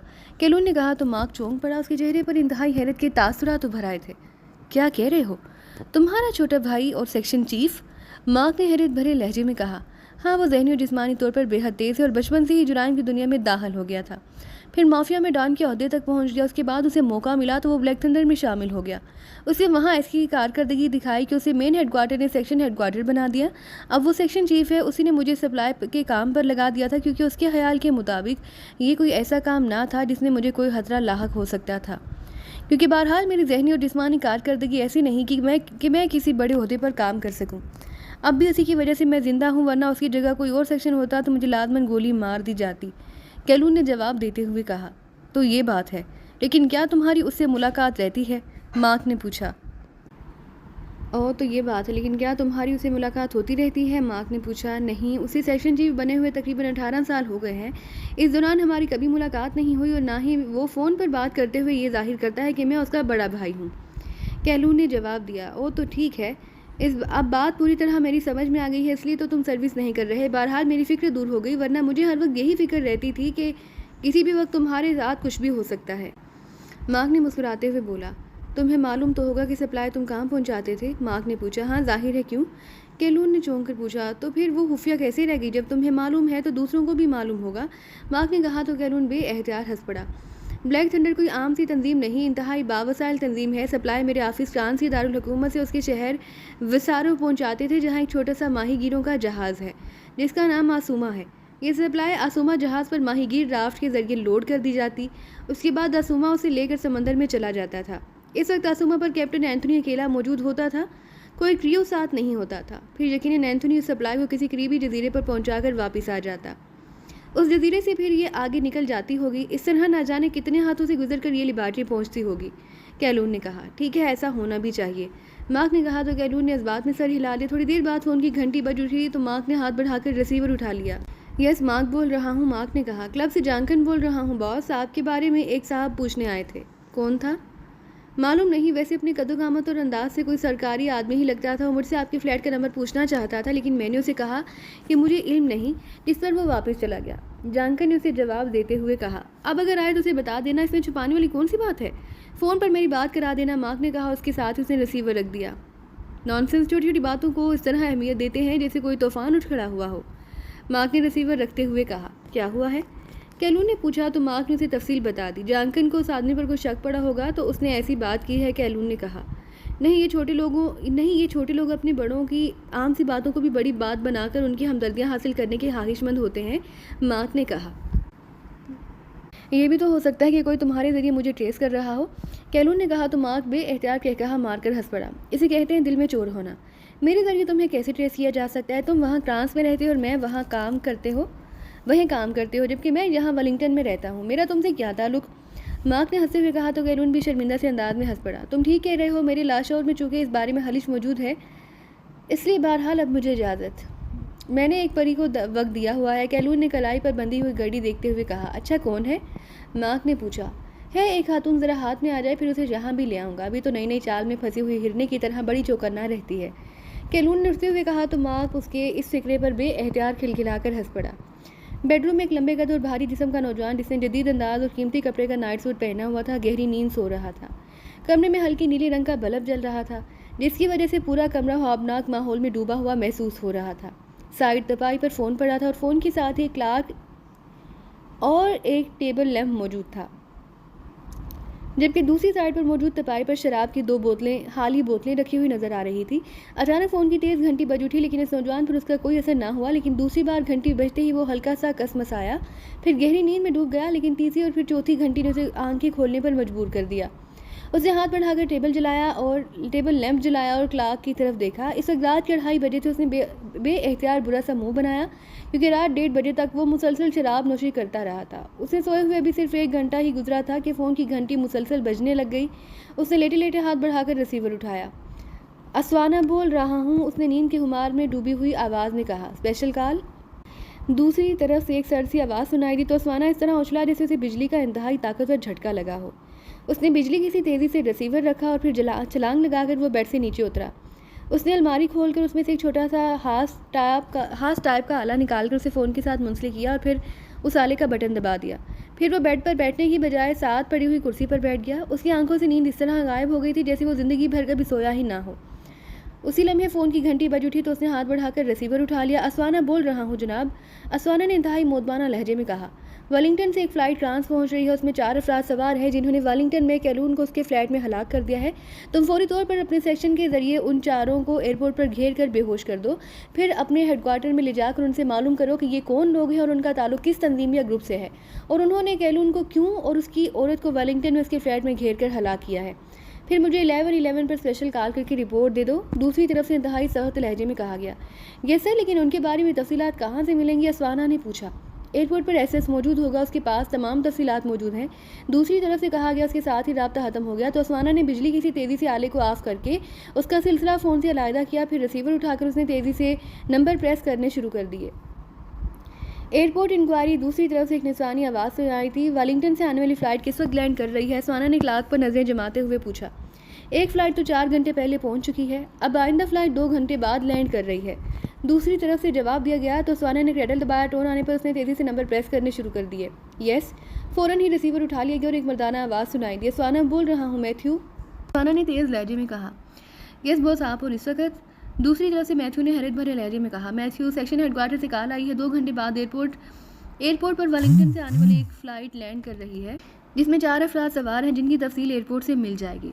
ان افراد نے بقول سیکشن ہیڈ کوارٹر کیلون کو ولنگٹن میں ہلاک کیا، اس لیے انہیں بے ہوش کر کے ہیڈ کوارٹر لانا ہے. پھر ان سے تفصیلی پوچھ گچھ کر کے رپورٹ سیکشن ہیڈ کوارٹر کو بھجوانی ہے. اس لیے تم لوگ علیحدہ گاڑیاں لے کر ایئرپورٹ پہنچ جاؤ. میں بھی پہنچ رہا ہوں. اپنے ساتھ بے ہوش کر دینے والی گیس کی پسٹل بھی لے جانا. وہیں انہیں بے ہوش کر کے ہیڈ کوارٹر لانے کی پلاننگ کر لیں گے. فوراً پہنچو وہاں، اسوانا نے کہا. یس باس. دوسری طرف سے کہا گیا تو اسوانا نے ریسیور رکھ دیا اور تیزی سے باتھ روم میں گھس گیا.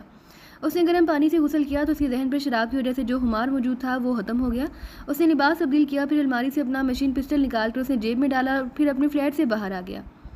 थोड़ी देर बाद उसकी कार तेजी से एयरपोर्ट की तरफ उड़ी चली जा रही थी। एयरपोर्ट की पार्किंग में उसने कार रोकी तो उसे सामने ही मैथ्यू की कार नजर आ गई। मैथ्यू उसका असिस्टेंट था और उसकी ड्यूटी सब हेडक्वार्टर में रात को होती थी। उसका सेक्शन 10 अफराद पर मुश्तमिल था, जबकि दिन के वक्त ड्यूटी पाल की होती थी। उसका सेक्शन भी 10 अफराद पर मुश्तमिल था। असवाना इन सबका इंचार्ज था। उन सबका ताल्लुक ब्लैक थंडर से था और वो फ्रांस में ब्लैक थंडर की मुफादात की निगरानी करते थे। वो सब इंतहाई तरबियत याफ्ता थे। असवाना कैलून से बहुत अच्छी तरह वाकिफ था और उसे मालूम था कि कैलून ब्लैक थंडर की किसी लेबॉर्ट्री को सप्लाई देने का काम करता है। फिर कैलून को सेक्शन हेडक्वार्टर के हुक्म पर अंडरग्राउंड होना पड़ा और वो वेलिंगटन चला गया। उसका सेक्शन मुकम्मल तौर पर क्लोज कर दिया गया था। अब सेक्शन हेडक्वार्टर ने उसे इतला दी थी कि फ्रांस से आने वाले उन 4 अफराद ने कैलून को उसके फ्लैट में घुसकर हलाक कर दिया है। उसके नुक्ते नज़र से सेक्शन हेडक्वार्टर ने उसे उन लोगों को बेहोश करके अगवा करने की जो हिदायत की थी वो हासिल मुश्किल थी, क्योंकि इन 4 अफराद को एयरपोर्ट पर हलाक करना तो उसके लिए ऐसा था जैसे कीड़े मकोड़ों को हलाक कर देना। लेकिन मुसाफिरों से भरे हुए एयरपोर्ट पर उन्हें ट्रेस करना फिर बेहोश करके ले जाना मुश्किल काम था। पुलिस उन्हें चंद कदम भी आगे ना जाने देती, क्योंकि यहाँ पुलिस की कारकर्दगी ना सिर्फ इंतहाई तेज और फाल थी बल्कि उसका कंट्रोल भी बेहद सख्त था। असवाना यही सोचता हुआ एयरपोर्ट की इमारत में दाखिल हुआ तो वहाँ मैथ्यू से मिल गया। वो स्मार्ट जिस्म और दरमियाने कद का नौजवान था। उसने सूट पहना हुआ था। उनके बारे में तफसील कहाँ से मिलेगी जनाब? मैथ्यू ने असवाना को सलाम करके पूछा। SSS यहाँ मौजूद होगा, असवाना ने कहा। और हाँ, वो इधर फ़ोन बूथ के करीब मौजूद है, आइए, मैथ्यू ने कहा। फिर वो दोनों उस तरफ को चल पड़े जहाँ 10-12 फ़ोन बूथ बने हुए थे, जहाँ से लोकल और बैरूनी मुल्क कॉलिंग की जा सकती थी। SS एक करियर कंपनी थी जिसके लोग खसूसी साख की यूनिफॉर्म पहनते थे। उनके सीने पर SS के हरूफ के सुर्ख बैज लगे दूर से ही नजर आते थे। चंद लम्हों बाद वो फ़ोन बूथ के पास पहुंच गए तो वहाँ दीवार से पुश लगाए एक अधेड़ उम्र आदमी मौजूद था, जिसके सीने पर SS का बैज लगा हुआ दिखाई दे रहा था। मेरा नाम असवाना है, असवाना ने आगे बढ़कर कहा तो आदमी चौंक कर सीधा हो गया। आपका रिहायशी फ़ोन नंबर क्या है? उस आदमी ने पूछा तो असवाना ने उसे फ़ोन नंबर बता दिया। यस सर, ये लीजिए सर डिलीवरी। उस आदमी ने जेब से एक लिफाफा निकालकर असवाना की तरफ बढ़ाते हुए कहा। साथ ही दूसरी जेब से एक डायरी निकालकर उसने उस पर असवाना की दस्तखत लिए, फिर सलाम करके मुड़ा और पार्किंग की तरफ बढ़ता चला गया। असवाना ने लिफाफा खोला, उसमें कागज़ था। उसने वो कागज़ खोला तो उस पर 4 अफराद के हुलिया लिबासों की तफसील और कदोकामत के बारे में मालूमात थी। इनके कागजात की नकुल यहाँ फैक्स हो चुकी होंगी, वो नकुल भी हासिल करो ताकि उन पर मौजूद उनकी तस्वीरें भी चेक की जा सके। असवाना ने कागज़ मैथ्यू के हवाले करते हुए कहा और मैथ्यू सर हिलाता हुआ वापस मुड़ गया। फिर तकरीबन आधे घंटे बाद वो वापस आया तो उसके हाथ में एक पैकेट सा था। उसने वो पैकेट असवाना की तरफ बढ़ा दिया। ये इन 4 अफराद के कागजात थे जिन पर उनकी तस्वीरें भी मौजूद थीं। असवाना और मैथ्यू गौर से उनकी तस्वीरों को देखने लगे। ये एक्रीमियन थे। अब हम इन्हें आसानी से पहचान लेंगे। और सुनो, यहाँ एयरपोर्ट पर गैस फायर करने की ज़रूरत नहीं। ये लाजमन यहाँ से किसी टैक्सी में बैठ कर जाएंगे। जिस होटल में भी जाकर ये ठहरे वहाँ गैस फायर करके उन्हें फायर वे से निकाल कर हेडक्वार्टर ले आना, असवाना ने कहा। क्या आप अब हेडक्वार्टर जा रहे हैं? मैथ्यू ने पूछा। हाँ, और ख्याल रखना पुलिस को अपने पीछे ना लगा लेना, ना ही उन्हें संभलने का कोई मौका देना। ये लाजमन तरबियत याफ्ता अफराद होंगे, असवाना ने कहा। ये सर, आप बेफिक्र रहें, मैथ्यू ने जवाब दिया तो असवाना सर हिलाता हुआ वापस पार्किंग की तरफ बढ़ गया, क्योंकि उसे मालूम था कि मैथ्यू और उसका ग्रुप ऐसे मामलात में इंतहाई तरबियत याफ्ता हैं, इसलिए वो उसकी तवक्का से ज़्यादा अच्छे अंदाज में ये काम कर लेंगे। बेफिक्र मुसाफिर बरदार जेट जहाज़ वेलिंगटन से यूरोपीय मुल्क फ्रांस की तरफ परवाज़ कर रहा था। जहाज़ में 300 के करीब मुसाफिर मौजूद थे, जिनमें सदीकी, हावर चौहान और नुमानी भी शामिल थे। नुमानी और चौहान बैठे थे। उन चारों के चेहरों पर एक्रीमियन मेकअप था। वो वेलिंगटन से इस परवाज़ पर सवार हुए और अब उनकी मंजिल फ्रांस थी। इमरान ने उन्हें ब्रीफ करने के बाद वेलिंगटन भिजवाया था। वेलिंगटन में उन्होंने मार्क का सुराग लगाया, क्योंकि उन्हें इमरान ने बताया था कि चीफ के फॉरेन एजेंट की दी हुई मालूमात के मुताबिक वेलिंगटन के मशहूर स्टिक गेम क्लब का असिस्टेंट मैनेजर मार्क है। उन्होंने उस मार्क के ज़रिए दरअसल कैलून को ट्रेस करना है जो ब्लैक थंडर की उस लेबॉर्ट्री को सप्लाई भिजवाया करता था, और उनका असल टारगेट उस लेबॉर्ट्री को ट्रेस करना है। इमरान के मुताबिक चीफ ने उसे इसलिए साथ ले जाने से रोक दिया कि ब्लैक थंडर के खुफिया एजेंटों ने लाजमन इमरान पर नज़र रखी हुई होगी, और जब तक लेबॉर्ट्री ट्रेस ना हो जाए इस वक्त तक टीम का मिशन पर जाना सिवाय खामखा की उलझनों में फंसने के अलावा और कुछ ना था। चनांचे लेबॉर्ट्री को ट्रेस करने का मिशन सिद्दीकी और उसके साथियों को दिया गया। उसके बाद लेबॉर्ट्री के मोहल्ले वकूफ़ को देखकर चीफ ने फैसला करना था कि इस मिशन पर इमरान की सरबराही में पूरी टीम को भेजा जाए या नहीं। वैसे सिद्दीकी और उसके साथी इस बात पर बेहद खुश थे कि उन्हें ब्लैक थंडर के खिलाफ काम करने का मौका दिया जा रहा है। उन्हें ब्लैक थंडर के बारे में अच्छी तरह मालूम था कि ये इंतहाई बावसाइल और इंतहाई जदीद तरीन इजादात इस्तेमाल करने वाली बैनुल अक़वामी तंजीम है, जिसके पास सुपर एजेंटों का जाल पूरी दुनिया में फैला हुआ है। ये सुपर एजेंट्स इंतहाई तरबियत याफ्ता और इंतहाई बावसाइल लोग होते हैं। सिद्दीकी अपने साथियों समेत वेलिंगटन पहुंचा। फिर उन्होंने जल्द ही स्टिक गेम क्लब को तलाश करना शुरू कर दिया। सिद्दीकी ने वहां जाकर माँ के बारे में मालूम किया तो उसे बताया गया कि माँ का आज और कल ऑफ है। जिस पर सिद्दीकी ने उसकी रिहाइश गाह के बारे में मालूम करने की कोशिश की तो उसे टाल दिया गया। اس کے بعد صدیقی نے ایک ویٹر کو بھاری رقم دے کر اسے ماں کی رہائش گاہ کے بارے میں آسانی سے معلوم کر لیا. پھر وہ ماں کی فلیٹ پر پہنچ گئے. فلیٹ کے دروازے کی ہول سے اندر بے ہوش کر دینے والی گیس فائر کی گئی. پھر ماسٹر کی سے دروازہ کھول کر وہ اندر داخل ہوئے تو ماں وہاں کرسی پر بے ہوش پڑا تھا. اسے باندھ کر ہوش میں لایا گیا اور پھر ماں نے جلد ہی تشدد کے سامنے ہتھیار ڈال دیے اور اس نے انہیں بتایا کہ وہ کیلون کو وہ کران سے اپنے ساتھ لایا تھا اور اس کی پلاسٹک سرجری کرا کر اسے نئے نام سے کاغذات بنوا دیے تھے. پھر کیلون کا پتہ لے کر انہوں نے ماں کو ہلاک کر دیا. پھر وہ کیلون کی فلیٹ پر پہنچ گئے. یہاں کیلون کے ساتھ ایک عورت بھی موجود تھی. یہاں بھی انہوں نے پہلے بے ہوش کر دینے والی گیس فائر کر کے انہیں بے ہوش کیا. پھر کیلون کو کرسی پر باندھ کر اسے ہوش میں لایا گیا. اس کے بعد بھی کیلون بھی تشدد کے سامنے سرنڈر ہونے پر مجبور ہو گیا. اس نے بتایا کہ وہ سپلائی فرانس کے دارالحکومت سے اس کے ساحلی شہر وسارو میں پہنچایا کرتا تھا جہاں ماہی گیروں کا ایک چھوٹا سا جہاز آسوما موجود ہوتا تھا جہاں کیپٹن اینتھونی اکیلا جہاز میں سپلائی لے کر جاتا اور اسے کہیں چھوڑ کر واپس آ جاتا. اس کے علاوہ وہ کوئی معلومات نہ بتا سکا تو کیلون کو بھی انہوں نے ہلاک کر دیا اور ساتھ ہی وہاں موجود عورت کو بھی. اور پھر وہ وہاں سے نکل کر ایئرپورٹ پر پہنچے لیکن فرانس جانے والی فلائٹ ان کے وہاں پہنچنے سے 15 منٹ پہلے جا چکی تھی. دوسری فلائٹ چند گھنٹوں کے بعد جانی تھی اس لیے انہوں نے اس فلائٹ میں بکنگ کرائی اور پھر وقت گزارنے کے لیے وہ ایک ہوٹل میں چلے گئے. پھر فلائٹ کا وقت قریب آنے پر وہ ٹیکسی میں ایئرپورٹ پہنچ گئے اور اب اس فلائٹ سے وہ فرانس کی طرف بڑھے چلے جا رہے تھے.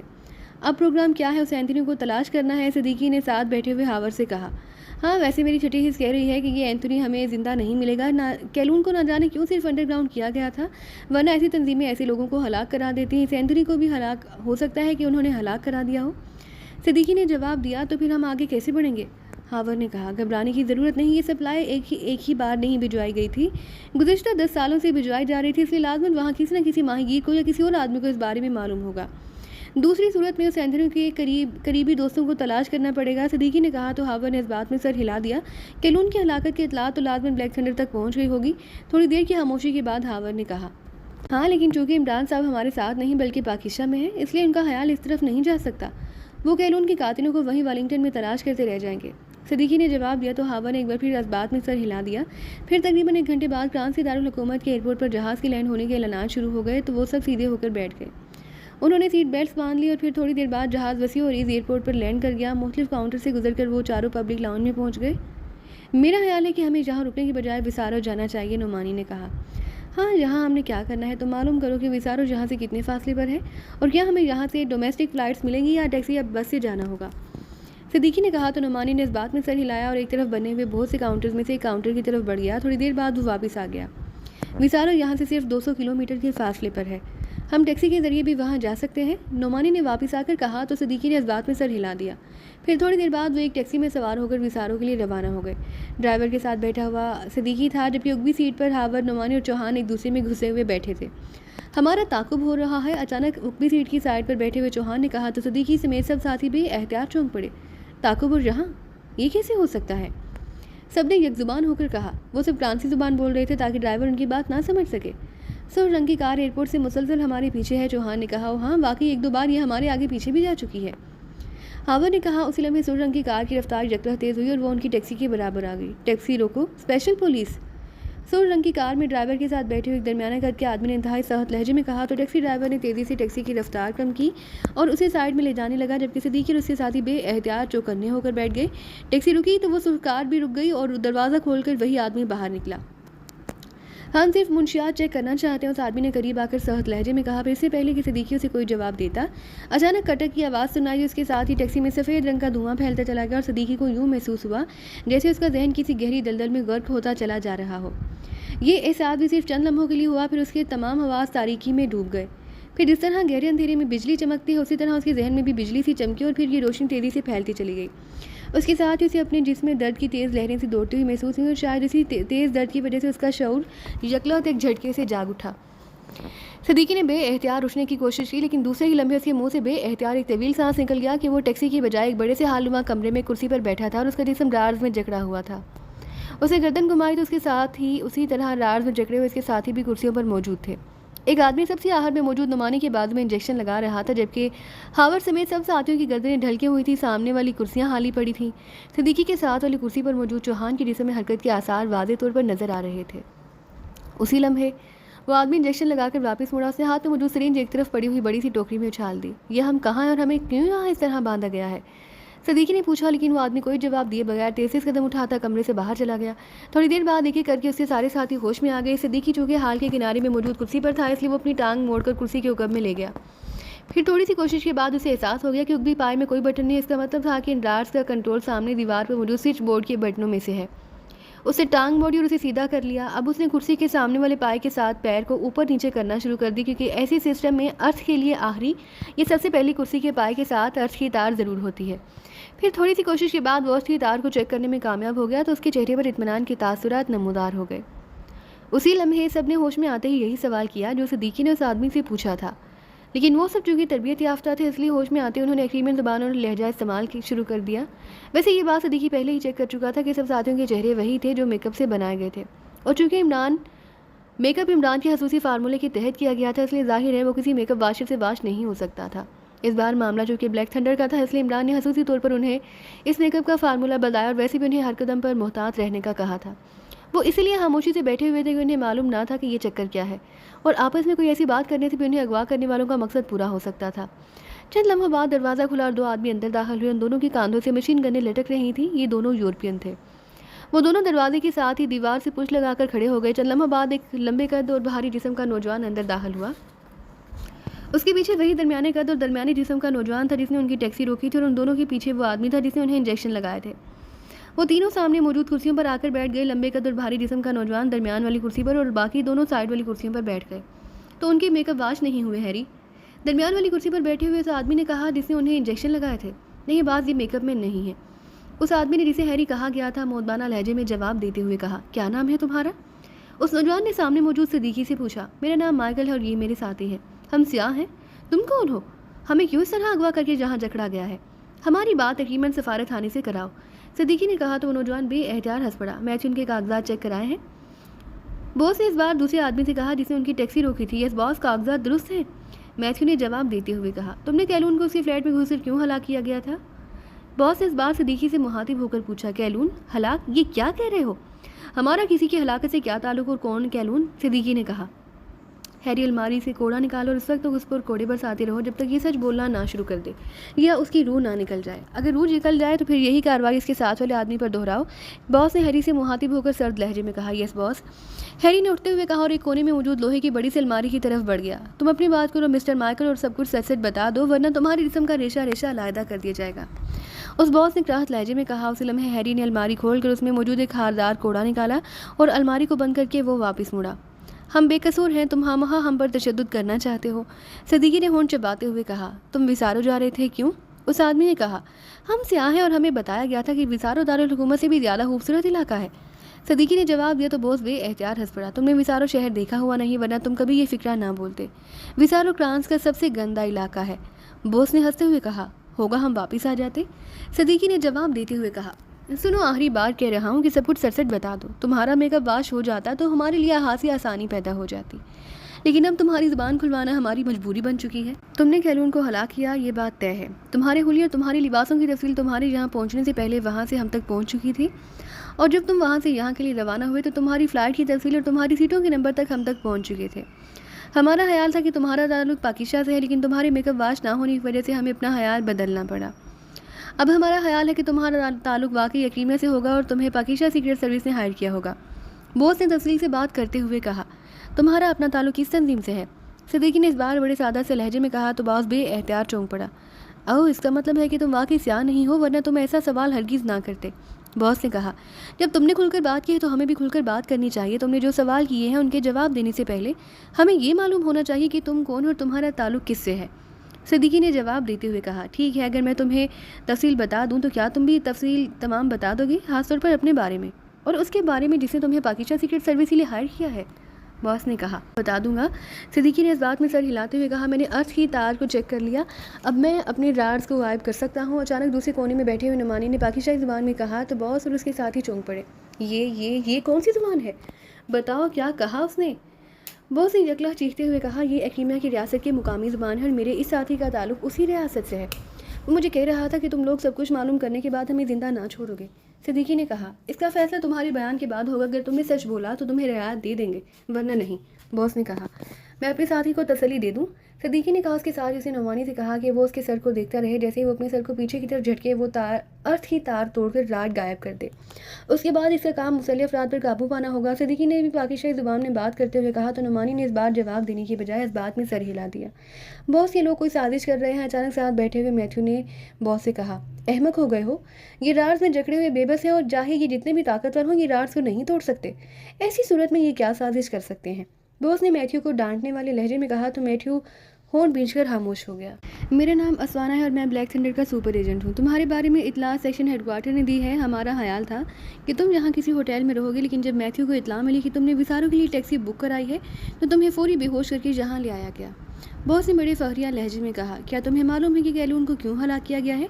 सदीकी ने कहा, तुमने लाजमन उसे सप्लाई के बारे में पूछगछ की होगी, लेकिन तुम्हें कैलून के बारे में इल्म कैसे हो गया? वो तो अंडरग्राउंड था। असवाना ने कहा, जब वो अंडरग्राउंड हुआ तो उसके साथ आखिरी बार उसका दोस्त मार्क देखा गया और मार्क उसे अपने साथ वेलिंगटन ले गया। वहाँ उसने उसकी प्लास्टिक सर्जरी कराकर उसका चेहरा मुस्तकिल तौर पर बदल दिया और डान के नाम से उसके नए कागजात भी बनवा दिए। पहले हम मार्क तक पहुंचे, फिर मार्क ने कैलून की रिहाइशगाह की निशानदेही कर दी। फिर कैलून ने हमें बताया कि वो सप्लाई विसारों के साहिल पर एक छोटे से बहरी जहाज़ के कैप्टन एंथोनी को पहुंचाता था। अब हम उस एंथोनी को तलाश करने के लिए विसारो जा रहे थे कि तुमने हमें अचानक घेर लिया। सिद्दीकी ने जवाब दिया, तुम्हारा ताल्लुक किससे है? असवाना ने पूछा। हमारा ताल्लुक करीब एक सरकारी एजेंसी रेड वुल्फ से है। सिद्दीकी ने जवाब दिया, तो ये बात है। बहरहाल अब तुम मरने के लिए तैयार हो जाओ, असवाना ने कहा। उसके साथ उसने जेब से मशीन पिस्टल निकाला ही था कि अचानक कटा की आवाज़ों से हाल गूंज उठा और असवाना समेत सब चौंक पड़े। दूसरे लम्हे सिद्दीकी के करीब खड़ा हैरी, जो हाथ में हारदार कोड़ा पकड़े खड़ा था, चीखता हुआ उड़कर असवाना और मैथ्यू से जा टकराया और उन दोनों को साथ लेता हुआ नीचे फर्श पर जा गिरा। उसी लम्हे नुमानी ने यकला छलांग लगाई थी, लेकिन चूंकि उसके और मुसल्लह अफराद के दरमियान फासला ज़्यादा था, इसलिए वो उनके संभलने से पहले उन तक पहुँच ना सका। लेकिन गनीमत ये था कि उन दोनों की मशीन गनें उनके हाथों में नहीं थी। अलबत्ता नुमानी के पहुंचने से पहले वो दोनों संभल चुके थे और उन्होंने मशीन गनें कांधे से उतारने की कोशिश की, लेकिन उनकी ये कोशिशें नाकाम हो गई और वो दोनों मशीन गनें उनके हाथों से निकलकर एक तरफ जा गिरी। लेकिन वो दोनों चूंकि तरबियत याफ्ता थे, इसलिए वो नुमानी से इसी अंदाज में टकरा गए कि बावजूद शदीद कोशिश की नुमानी के हाथ मशीन गन तक ना पहुँच सके और फिर वहाँ नुमानी और उन दोनों के दरमियान इंतहाई खौफनाक फ़ाइट इस अंदाज में शुरू हो गई कि जिसे देख कर खुद ही इस अंदाज़ा हो जाता कि ये मौत और ज़िंदगी की जंग लड़ी जा रही है। जबकि इधर सिद्दीकी असवाना और उसके साथी से लड़ रहा था। हारदार कोड़ा सिद्दीकी के हाथ आ गया। फिर असवाना और मैथ्यू हैरी के टकराने पर कुर्सियों समेत नीचे गिरने के बावजूद इंतहाई माहिराना अंदाज में उठे और उन्होंने सिद्दीकी पर हमला करने की कोशिश की, लेकिन सिद्दीकी के कोड़े की शड़ाप और उन तीनों के हलक से निकलने वाली चीखों से खाल गूंज उठा। उन तीनों ने गो सिद्दीकी से टकराने और कोड़ा पकड़ने के साथ साथ मुख्तलिफ सिमतों में भागने की बेहद कोशिश की, लेकिन सिद्दीकी तो बिजली बना हुआ था। उसने उनकी ये सब कोशिशें बराबर ना होने दी और चंद ही लम्हों बाद वो तीनों जख्मों से चूर फर्श पर पड़े तड़प रहे थे। इस दौरान नुमानी ने एक आदमी की गर्दन तोड़ दी, जबकि दूसरा अभी तक उससे नबरदाजमा था। हट जाओ, सिद्दीकी ने चीख कर कहा तो नुमानी यकल का उछल कर साइड में हुआ ही था कि शड़प की आवाज़ के साथ ही वो आदमी कोड़े की जड़ खाकर चीखता हुआ दीवार से जा टकराया। उसने नीचे गिरकर दोबारा उठने की कोशिश की, लेकिन शराब की आवाज़ के साथ ही कोड़े की दूसरी जड़ में उसे इस अंदाज में तड़पने पर मजबूर कर दी जैसे पानी से निकलने वाली मछली तड़पती है। जबकि उसी लम्हे मशीन गन की फायरिंग हुई और उसके साथ ही वो आदमी एक झटके से साकत हो गया।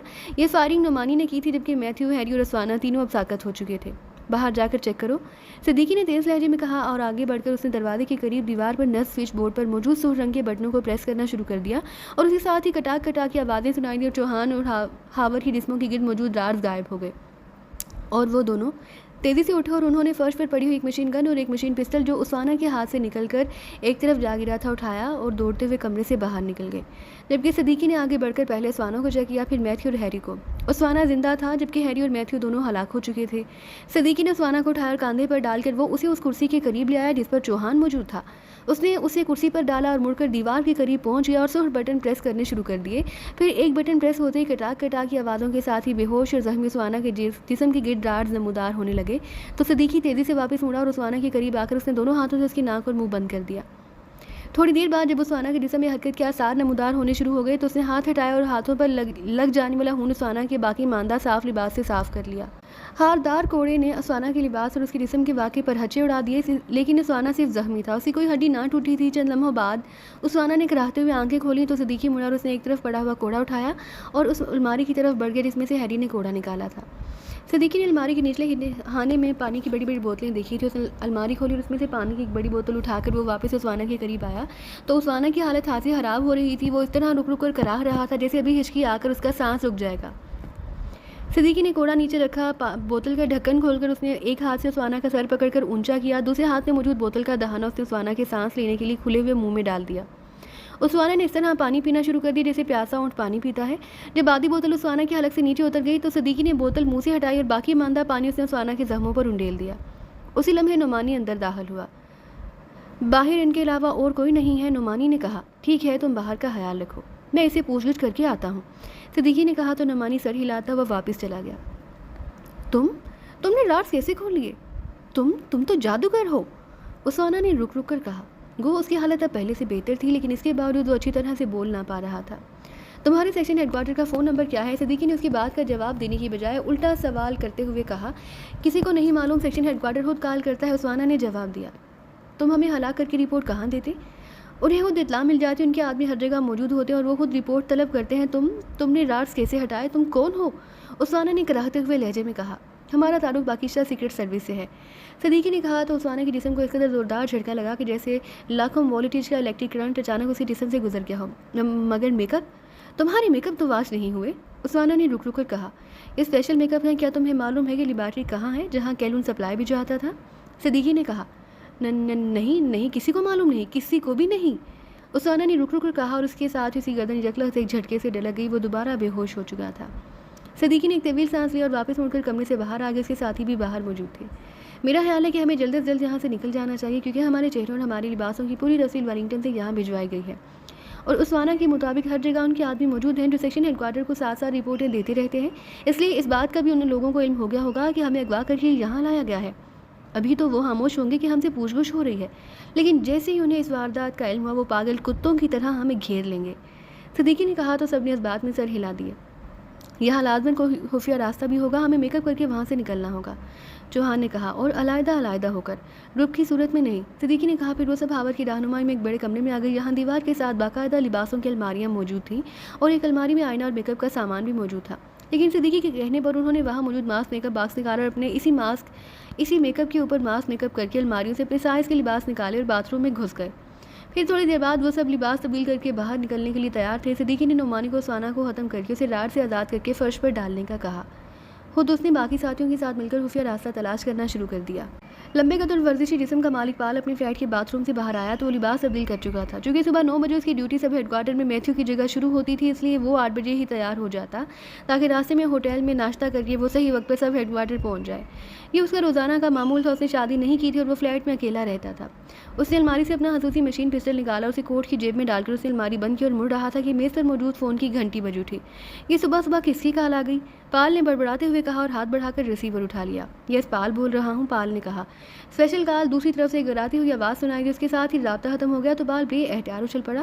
اس کے تصور میں بھی نہ تھا کہ یہاں اس وقت سیکشن ہیڈ کوارٹر سے کال آ بھی سکتی ہے۔ اس نے بجلی کی سی تیزی سے مڑ کر ایک الماری کا نچلا خانہ کھولا، اس میں سے ایک چھوٹا سا آلہ نکال کر اس نے اس کا لنک فون سے کیا، پھر اس آلے کا بٹن آن کر دیا۔ اس کے ساتھ ہی وہ ساتھ پڑی ہوئی کرسی پر بیٹھ گیا۔ اب اسے سیکشن ہیڈ کوارٹر سے کال کا انتظار تھا۔ چند لمحوں بعد فون کی گھنٹی ایک بار پھر بج اٹھی تو پال نے ہاتھ بڑھا کر ریسیور اٹھا لیا۔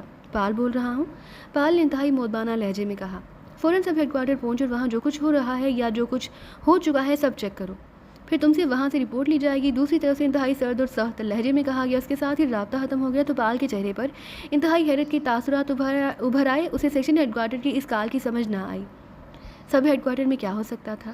وہاں میتھیو اپنے آدمی کے ساتھ ڈیوٹی پر ہوگا، اور کیا ہوگا؟ ایک بار تو اسے خیال آیا کہ یہیں سے میتھیو کو فون کر کے معلوم کرے، لیکن دوسرے ہی لمحے اسے خیال آ گیا کہ سیکشن ہیڈ کوارٹر اپنے احکامات کی فوری تعمیل چاہتا ہے۔ اگر اسے دیر ہو گئی تو اس کا ڈیتھ آرڈر جاری بھی کیا جا سکتا ہے۔ چنانچہ وہ بجلی کی سی تیزی سے حرکت میں آ گیا۔ اس نے فون کے ساتھ منسلک آلہ علیحدہ کیا، اسے واپس الماری میں رکھ کر اس نے الماری بند کی اور تقریباً دوڑتے ہوئے چلنے کے انداز میں وہ فلیٹ سے باہر آیا اور چند لمحہ بعد پارکنگ سے اس کی کار نکل کر سڑک پر پہنچ چکی تھی۔ چونکہ صبح کا وقت ہے اس لیے سڑکوں پر رش تھا، لیکن اس کے باوجود پال ہاسی رفتار سے کار دوڑتا ہوا اس رہائشی کالونی میں پہنچ گیا جہاں ایک سائڈ پر ہٹ کر بنی ہوئی کوٹھی میں ہیڈ کوارٹر قائم تھا۔ کوٹھی کا پھاٹک بند تھا۔ اس نے کار پھاٹک کے سامنے لے جا کر روکی اور محسوس انداز میں 3 بار ہارن دیا، لیکن جب تھوڑی دیر تک پھاٹک نہ کھلا تو پال کو پہلی بار کسی گڑبڑ کا احساس ہونے لگ گیا۔ اس نے کار کا دروازہ کھولا، نیچے اتر کر وہ پھاٹک کی طرف بڑھا۔ اس نے دیکھا کہ پھاٹک اندر سے بند تھا۔ اس نے کار بیل کا بٹن 3 بار وقفے سے پریس کیا۔ اندر سے بزر بجنے کی آواز سنائی دیتی رہی، لیکن اس کے باوجود کوئی پھاٹک کھولنے نہ آیا۔ तब पाल किसी बंदर की तरह तेजी से फाटक पर चढ़ा और अंदर उतर गया। उसने देखा कि मैथ्यू की सुर्ख रंग की कार गैराज में खड़ी थी, लेकिन 2 मुसल्ले आदमी जो हर वक्त बरामदे में मौजूद रहते थे उस वक्त मौजूद ना थे। कोठी में इस अंदाज की खामोशी तारी थी कि पाल को यकीन सा हो गया कि कोठी खाली है। वो दौड़ता हुआ अंदर आ गया। कोठी वाकई खाली थी, वहाँ कोई आदमी मौजूद ना था। ये कैसे हो सकता है? मैथ्यू, हैरी और दोनों चौकीदार कहाँ गए? पाल ने हैरी से नाचने के अंदाज में कहा। फिर अचानक उसे ख्याल आया तो वो दौड़ता हुआ रेड रूम में पहुंच गया। रेड रूम का दरवाज़ा बंद था। उसने दरवाजे को धकेला और दूसरे लम्हे अंदर से उसने जो कुछ देखा वो नाकाबिले यकीन था। वो वहीं दरवाजे में कई मिनटों तक खड़ा रहा। उसे अपनी आंखों पर यकीन ना आ रहा था। कमरा मक्तल गाह बना हुआ था। मैथ्यू, हैरी और दोनों चौकीदारों के साथ साथ बॉस उस्वाना की लाश भी वहाँ मौजूद थी। उनकी हालत बता रही थी कि उन्हें इंतहाई बेरहमी से कोड़ों से पीटा गया, जबकि वहाँ खून आलूद हारदार कोड़ा भी पड़ा था। वह एक झटके से अंदर दाखिल हुआ। फिर जब उसने चेकिंग की तो उसे पता चला कि एक चौकीदार की गर्दन तोड़कर उसे हलाक किया गया है, जबकि दूसरे चौकीदार को गोली मारी गई है। हैरी, मैथ्यू और उस्वाना तीनों के जिस्म कोड़े की ज़रबों से फट गए थे। मैथ्यू और हैरी तो शायद कोड़ों की ज़रबों से हलाक हुए थे, जबकि उस्वाना के सीने में भी गोली मारी गई थी और उस पर कोड़े भी बरसाए गए थे। उसने गौर से राज वाली कुर्सियों को देखना शुरू किया। थोड़ी सी चेकिंग के बाद वो ये देखकर हैरान रह गया कि कुर्सियों की कतार की दोनों साइडों वाली कुर्सियों की अर्थ की तारें टूटी हुई थी, जबकि बाकी कुर्सियां दुरुस्त हालत में थी। एक तरफ पानी की बोतल भी पड़ी हुई थी। वो तेज़ी से मुड़ा और दौड़ता हुआ वापस दूसरे कमरे में आ गया। वो पूरी कोठी चेक करना चाहता था। फिर मेकअप रूम में आकर उसने अलमारी में से चंद लिबास भी गायब पाए। बता मेकअप बॉक्स वैसे ही पड़े थे और वहाँ मेकअप की तैयारी के भी कोई आसार ना थे। वो वहाँ से निकल कर आगे बढ़ा। फिर थोड़ी देर बाद उसे खुफिया रास्ते का दहाना भी खुला हुआ पाया। ये रास्ता सुरंग नुमा था जो करीब ही दरख्तों के झुंड के अंदर बने हुए लकड़ी के हट में जाकर निकलता था। वो उस सुरंग में दाखिल हुआ तो ये देखकर ठिठक गया कि वहाँ 4 अफराद के कदमों के निशानात बाहर जाते हुए साफ दिखाई दे रहे थे। वो हट में आया। फिर वहाँ से बाहर निकलकर इधर उधर देखता रहा, लेकिन इर्द गिर्द कोई आदमी मौजूद ना था। वो वापस मुड़ा और फिर सुरंग के रास्ते कोठी में वापस आ गया। उसने खुफिया रास्ता भी बंद कर दिया। फिर वो उस बड़े कमरे के सामने पहुंचा ही था जहां फ़ोन मौजूद था, जहां वो और मैथ्यू बैठकर ड्यूटी देते थे कि फ़ोन की घंटी बज उठी। पाल तेज़ी से आगे बढ़ा। उसने फ़ोन का रिसीवर उठाया। उस फ़ोन के साथ खसूसी आला मुस्तकिल तौर पर मुंसलिक रहता था, जिससे कॉल ना किसी सूरत सुनी जा सकती थी, ना ही टेप हो सकती थी। ना उस आले की बदौलत काल का महज दरियाफ्त किया जा सकता था। पाल बोल रहा हूँ, सब हेडक्वार्टर से। पाल ने मोदबाना लहजे में कहा। क्या रिपोर्ट है? दूसरी तरफ से सख्त लहजे में कहा गया। तो पाल ने कोठी में फाटक पर चढ़कर अंदर कूदने से लेकर खुफिया रास्ते के खुले होने तक की, फिर रेड रूम में मौजूद उस्वाना, मैथ्यू, हैरी और दोनों चौकीदारों की लाशों के बारे में और उन्हें जिस अंदाज में हलाक किया गया था उसकी तफसील, और साथ ही मेकअप रूम की अलमारियों में से लिबासों के गायब होने तक की पूरी तफसील बता दी। कुर्सियों के राज कैसे खोले गए हैं? दूसरी तरफ से पूछा गया। तो पाल चौंक पड़ा, क्योंकि ये बात वो अपनी रिपोर्ट में बताना भूल गया था। चीफ कुर्सियों की कतार के दोनों सिरों वाली कुर्सियों के पायों के साथ मुंसलिक अर्थ तारें टूटी हुई हैं, बाकी कुर्सियां दुरुस्त हालत में हैं। पाल ने जवाब दिया। हाँ, इसका मतलब है कि चारों अफराद आम लोग नहीं थे, बल्कि उनका ताल्लुक यकीनन पाकिस्तान सीक्रेट सर्विस से होगा। इनके अलावा और कोई इस अंदाज में काम नहीं कर सकता। ये यकीनन इमरान के साथ ही होंगे। दूसरी तरफ से इस अंदाज में कहा गया जैसे खुद कलामी की जा रही हो, लेकिन चूंकि पाल को किसी बात का इल्म ही ना था, इसलिए वो खामोश रहा। सुनो पाल, अब तुम्हें ट्रांस में हेडक्वार्टर बनाया जा रहा है। मैथ्यू के ग्रुप के जो आदमी हैं वो भी अब तुम्हारे मातहत होंगे और तुम्हारे ग्रुप के भी। लेकिन अब तुमने उस्वाना की तरह अलहदा ऑफिस नहीं बनाना, बल्कि तुम्हारा ऑफिस मुस्तकिल तौर पर सब हेडक्वार्टर ही होगा। दूसरी तरफ से कहा गया। यस सर, पाल ने मुसरत भरे लहजे में कहा। तुम्हें तफसीलात का इल्म है कि उस्वाना और उसके साथी कैसे हलाक हुए? नो सर, मुझे तो किसी बात का इल्म नहीं। मैं तो अब ड्यूटी पर आ ही रहा था कि आपकी कॉल मिली और फिर मैं यहाँ आया तो यहाँ ये हालात थे।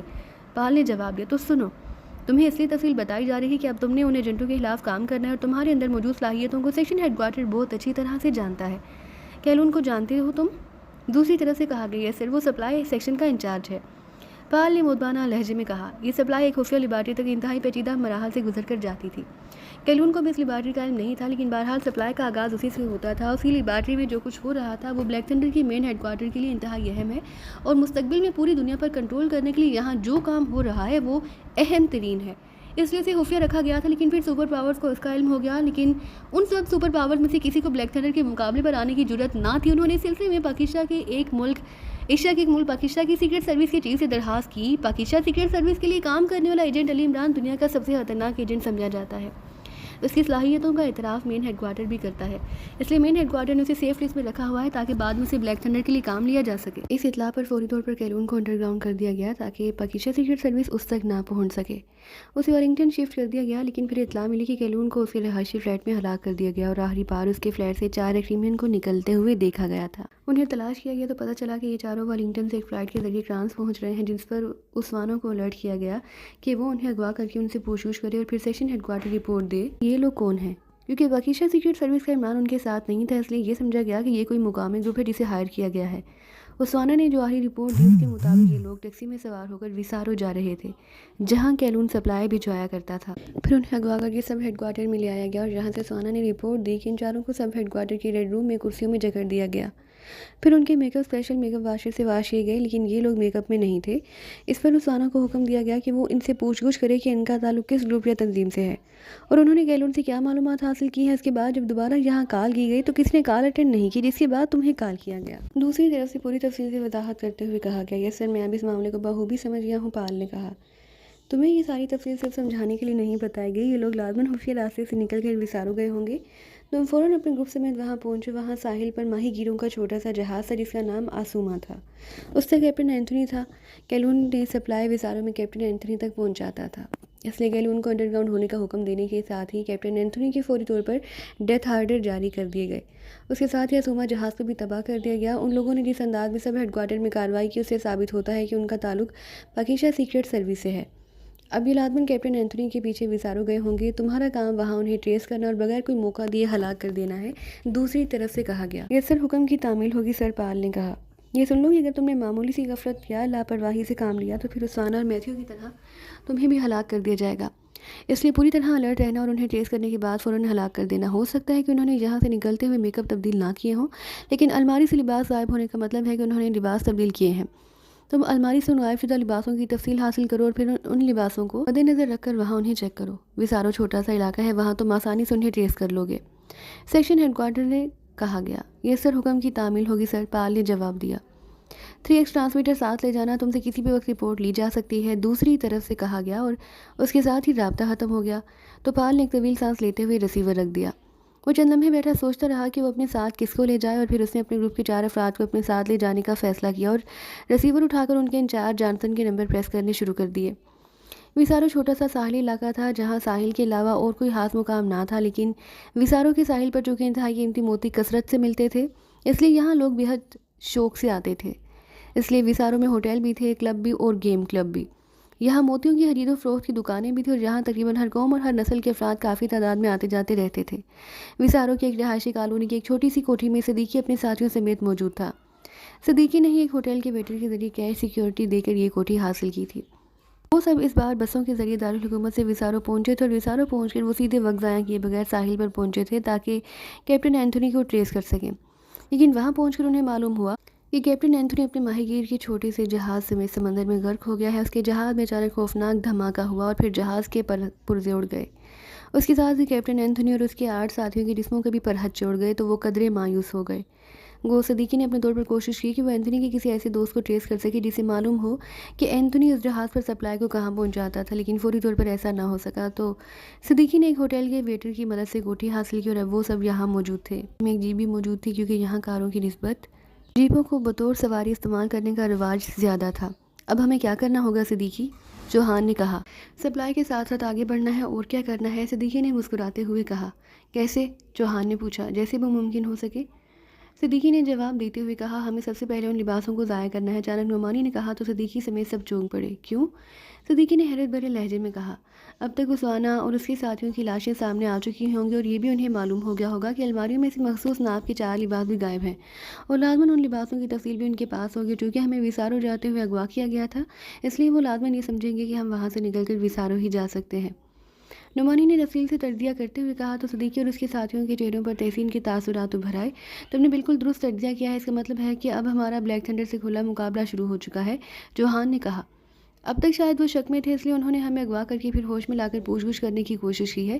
اس میں ہمارے میک اپ واش نہ ہونے کا بہت بڑا دخل تھا، ورنہ شاید ہمیں اسی بے ہوشی کے دوران ہلاک کر دیا جاتا۔ لیکن اب جب انہیں لاشیں ملیں گی اور کرسیوں کی ارتھ کی تاریں ٹوٹی ہوئی ملیں گی تو وہ سمجھ جائیں گے کہ ہمارا تعلق باقیشہ سیکرٹ سروس سے ہے، اور اب انہوں نے ہمیں ایک لمحے کا بھی موقع نہیں دینا۔ اس بار ہاورڈ نے کہا۔ شاید شبہے کی ایک وجہ عمران صاحب کی عدم موجودگی بھی تھی۔ پوری دنیا میں باقیشہ سیکرٹ سروس کے ساتھ عمران صاحب کو لازم و ملزوم سمجھا جاتا ہے، اور ہمیں کوئی نہیں جانتا، لیکن عمران صاحب پوری دنیا میں شیطان کی طرح مشہور ہیں، اس لیے انہیں بھی شک ہوگا کہ ہمارا تعلق باقیشہ سیکرٹ سروس سے ہے بھی یا نہیں، اور ہو سکتا ہے کہ ابھی تک وہ ہمیں کریمہ کے ایجنٹ سمجھ رہے ہوں، لیکن بہرحال اب وہ ہمیں فوری طور پر ہلاک کرنے کی کوشش کریں گے، اس لیے اب ہمیں سوچ سمجھ کر تمام انتظامات کرنے ہوں گے، ہاورڈ نے کہا۔ اس کا سب سے آسان طریقہ یہ ہے کہ ہم 4 کے گروپ میں نہ رہیں بلکہ 2 کا گروپ بنا لیں، نعمانی نے کہا۔ لیکن اصل مسئلہ یہ ہے کہ اینتھونی ہلاک ہو چکا ہے۔ اب اس کا کوئی ایسا ساتھی کہاں سے تلاش کیا جائے جو ہمیں بتا سکے کہ کیپٹن اینتھونی سپلائی کہاں پہنچاتا تھا اور کس کے حوالے کرتا تھا۔ صدیقی نے کہا، اینتھونی کے گھر والوں سے ہی معلوم ہو سکے گا۔ نعمانی نے کہا، نہیں، یہ ماہی گیر ٹائپ کے لوگ گھر والوں سے اتنا رابطہ نہیں رکھتے کیونکہ ان کی زندگی کا زیادہ تر حصہ سمندر میں اپنے ساتھیوں اور گھر والوں سے علیحدگی میں گزرتا ہے، اس لیے اسے کسی ایسے ساتھی کو تلاش کرنا ہوگا جو اس کے ساتھ زیادہ اٹھتا بیٹھتا ہو۔ صدیقی نے جواب دیتے ہوئے کہا، تم لوگ یہاں رہو، میں جا کر اس بارے میں معلومات حاصل کرتا ہوں۔ نعمانی نے کہا، اس طرح کریں کہ پہلے بازار سے اپنے لیے دوسرے لباس خرید لیں، پھر انہیں کسی بھی ہوٹل کے باتھ روم میں تبدیل کر کے موجودہ لباس کو ڈال کر کسی کوڑے کے ڈرم میں ڈال دیں۔ اس کے بعد دونوں گروپ اینتھونی کے بارے میں معلومات حاصل کریں، پھر رات کو جہاں اکٹھے ہو جائیں۔ صدیقی نے کہا، ٹھیک ہے، تو پھر ایسا ہے کہ چوہان اور نعمانی ایک گروپ اور میں اور صدیقی دوسرا گروپ۔ ہاور نے کہا تو سب نے اس بات میں سر ہلا دیے۔ ہمارے درمیان رابطہ سیل فون اسپیشل پر رہے گا، صدیقی نے کہا تو سب نے اس بات میں سر ہلا دیے۔ اوکے، آؤ ہاور، ہم اپنا کام شروع کریں، صدیقی نے اٹھتے ہوئے کہا تو ہاور سر ہلاتا ہوا اور کھڑا ہوا۔ لیکن اینتھونی کے گھر کے بارے میں بھی تو پوچھنا پڑے گا، چوہان نے کہا۔ وہ میں جہاں بیٹھے بیٹھے معلوم کر سکتا ہوں، نعمانی نے کہا تو چوہان چونک کر اسے دیکھنے لگا۔ میں نے ساحل پر ایک ہوٹل سی نائٹ دیکھا ہے، وہاں آنے جانے والے ماہی گیر تھے، اس لیے وہاں سے معلومات مل سکتی ہے۔ نعمانی نے چوہان کو حیران ہوتے دیکھ کر کہا، تو تم معلومات حاصل کرو، میں اپنے اور تمہارے لیے لباس لے آتا ہوں۔ یہ لباس واقعی ہمارے لیے کسی بھی وقت مسئلہ بن سکتے ہیں، چوہان نے اٹھتے ہوئے کہا تو نعمانی نے اس بات میں سر ہلا دیا۔ پھر چوہان کے جانے کے بعد نعمانی نے فون کا ریسیور اٹھایا اور نمبر پریس کرنے شروع کر دیے۔ Enquiry please. ہفتہ قائم ہوتے انکوائری آپریٹر کی آواز سنائی دی، جو کہ اقوام متحدہ کے تحت پوری دنیا میں انکوائری کا نمبر ایک ہی تھا، اس لیے انکوائری کے لیے کسی سے نمبر پوچھنے کی ضرورت نہ ہوتی تھی۔ ہوٹل سی نائٹ کا نمبر دیں، نعمانی نے کہا تو دوسری طرف سے نمبر بتا دیا گیا۔ نعمانی نے ایک ریڈل دبایا، پھر ٹون آنے پر اس نے انکوائری آپریٹر کا بتایا ہوا نمبر پریس کر دیا۔ ہوٹل سی نائٹ، ایک چیختی ہوئی مردانہ آواز سنائی دی۔ میں دارالحکومت سے chief police officer rank 1 police officer William بول رہا ہوں، نعمانی نے پولیس والوں کے لہجے میں بات کرتے ہوئے کہا۔ ارے اچھا، فرمائیے۔ اس بار دوسری طرف سے بولنے والے کا لہجہ خاصا نرم ہو گیا۔ آسوما جہاز کے کیپٹن اینتھونی جو ہلاک ہو گئے ہیں، اس کے بارے میں ہیڈ کوارٹر کے احکامات پر خصوصی انکوائری کرائی جا رہی ہے۔ ہمیں اطلاع ملی ہے کہ کیپٹن اینتھونی ہوٹل سی نائٹ میں اکثر دیکھا جاتا رہا ہے۔ کیا آپ کسی ایسے آدمی سے بات کرائیں گے جو اس بارے میں زیادہ معلومات رکھتا ہو؟ اور یہ تو آپ کو معلوم ہوگا کہ پولیس سے تعاون سب کا فرض ہے۔ نعمانی نے اسی طرح سخت اور سرد لہجے میں کہا، کیپٹن اینتھونی، ارے ہاں، وہ یہاں اکثر آتا جاتا رہتا تھا۔ اس کی زیادہ بات چیت جیراٹو سے تھی، جیراٹو اپنے گھر ہوگا، اس کا فون نمبر میں بتا دیتا ہوں، آپ اس سے بات کر لیں، لیکن پلیز اسے میرا ریفرنس نہ دیں۔ دوسری طرف سے کہا گیا، اس کے ساتھ ایک فون نمبر بتا دیا گیا۔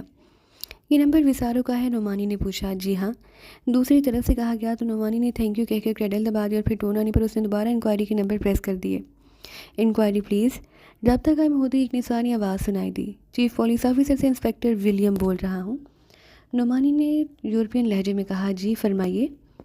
ایک نمبر نوٹ کریں اور اچھی طرح چیک کر کے بتائیے کہ یہ نمبر کس کے نام اور کس مقام پر نصب ہے، اور یہ سن لیں کہ یہ اہم سرکاری معاملہ ہے۔ نعمانی نے کہا اور ساتھ ہی نمبر بتا دیا۔ یس سر، ہولڈ کریں۔ دوسری طرف سے کہا گیا، اس کے ساتھ ہی لائن پر خاموشی طاری ہو گئی۔ ہیلو سر، کیا آپ لائن پر ہیں؟ تھوڑی دیر بعد دوسری طرف سے کہا گیا، یس۔ نعمانی نے مختصر جواب دیا۔ یہ نمبر مسٹر جیراٹو کے نام پر ان کی رہائش گاہ 31 برگرس ایونیو پر نصب ہے۔ دوسری طرف سے کہا گیا، اچھی طرح چیک کر لیں، کر لیا آپ نے؟ نعمانی نے پوچھا۔ حالانکہ جیراٹو کا نام سن کر ہی وہ سمجھ گیا کہ انکوائری آپریٹر نے واقعی درست چیک کیا ہے۔ یس سر، دوسری طرف سے کہا گیا۔ اوکے، تھینک یو، نعمانی نے کہا اور ایک بار پھر کریڈل دبا کر اس نے ٹون آنے پر ایک بار پھر نمبر پریس کرنے شروع کر دیے۔ یس جیراٹو بول رہا ہوں۔ رابطہ قائم ہوتے ایک بھاری سی آواز سنائی دی۔ ولیم ٹوڈ بول رہا ہوں، مسٹر جیراٹو، آپ کے دوست کیپٹن اینتھونی مرحوم نے آپ کے بارے میں مجھے بتایا تھا اور آپ کا فون نمبر بھی بتا دیا تھا۔ میں ایکریمیا گیا ہوا تھا اور آج ہی واپس آیا ہوں تو مجھے معلوم ہوا کہ کیپٹن اینتھونی ہلاک ہو گئے ہیں اور ان کا جہاز بھی تباہ ہو گیا ہے۔ نعمانی نے کہا۔ جی ہاں، آپ نے درست سنا، لیکن اینتھونی نے تو آپ کا ذکر کبھی نہیں کیا، حالانکہ میرا اور اینتھونی کا ساتھ گزشتہ 20 سالوں سے ہے۔ جیراٹو نے کہا۔ وہ میرا نام لے بھی نہیں سکتا تھا کیونکہ میرا تعلق ٹیکس کے محکمے سے ہے۔ نعمانی نے کہا۔ ارے اچھا، پھر آپ نے کیوں فون کیا؟ جیراٹو نے پوچھا۔ آپ سے اس کے وارثوں کے بارے میں معلوم کرنا ہے، کیونکہ محکمہ ٹیکس میں ان کی غلط فہمی سے ڈبل رقم جمع ہو گئی ہے۔ اب محکمے کے آڈیٹروں کے آڈٹ پر معلوم ہوا کہ محکمہ کے پاس ان کے $1000 زائد جمع ہو چکے ہیں، یہ انہیں واپس کرنے ہیں۔ نعمانی نے کہا۔ $1000، وہ بھی ٹیکس محکمہ کے پاس؟ لیکن اینتھونی نے تو شادی ہی نہیں کی تھی، اس کی ایک بہن ایکریمیا میں اور ایک بھائی کامن میں ہے۔ لیکن اینتھونی کا تو ان سے بھی رابطہ ہی نہیں تھا۔ जेराटो ने कहा तो नोमानी बेएहतियात मुस्कुरा दी, क्योंकि नोमानी जिस ट्रैप में से लाना चाहता था वो खुद ब खुद ही उस ट्रैप में आ गया था। तो फिर ये रकम उसके सबसे बेहतरीन दोस्त को दी जा सकती है। महकमे ने तो बहरहाल उसे वापस करना है, ये भी सरकारी मजबूरी है, नोमानी ने कहा। उसका सबसे बेहतरीन दोस्त तो मैं हूँ, गुज़िश्ता 20 सालों से हमारी दोस्ती है और पूरा विसारो जानता है कि हमारी दोस्ती कैसी है, जेराटो ने कहा। आपकी रिहाइश कहाँ है ताकि मैं आपसे मिल सकूं? अगर आपने मुझे यकीन दिला दिया कि आप वाकई उसके बेहतरीन दोस्त हैं तो फिर मैं आपको ही उसका वारिस समझकर $1000 आपको दे दूंगा, लेकिन आपको उसकी रसीद देनी होगी ताकि महकमे में रसीद जमा कराई जा सके, नोमानी ने कहा। बर्गर्स एवेन्यू में 31 नंबर मेरी रिहाइशगाह है, आप कब आ रहे हैं? जेराटो ने बड़े इश्तियाक आमेज़ लहजे में पूछा। ज़ाहिर है $1000 उसे मुफ्त में मिल रहे हैं, मैं अपने एक साथी के साथ 1 घंटे के अंदर पहुंच जाऊंगा, नोमानी ने कहा। ठीक है, मैं आपका मुंतज़िर रहूँगा, जेराटो ने कहा तो नोमानी ने ओके कहकर रिसीवर रख दिया। उसके साथ ही वो बेएहतियात हंस पड़ा। थोड़ी देर बाद चौहान वापस आया तो उसने खुद लिबास तब्दील कर लिया और एक पैकेट उसके हाथ में था। क्या हुआ, तुम्हारा चेहरा बता रहा है कि तुमने कोई गैर मामूली कामयाबी हासिल कर ली है, चौहान ने कहा तो नोमानी ने हंसते हुए से सारी तफसील बता दी।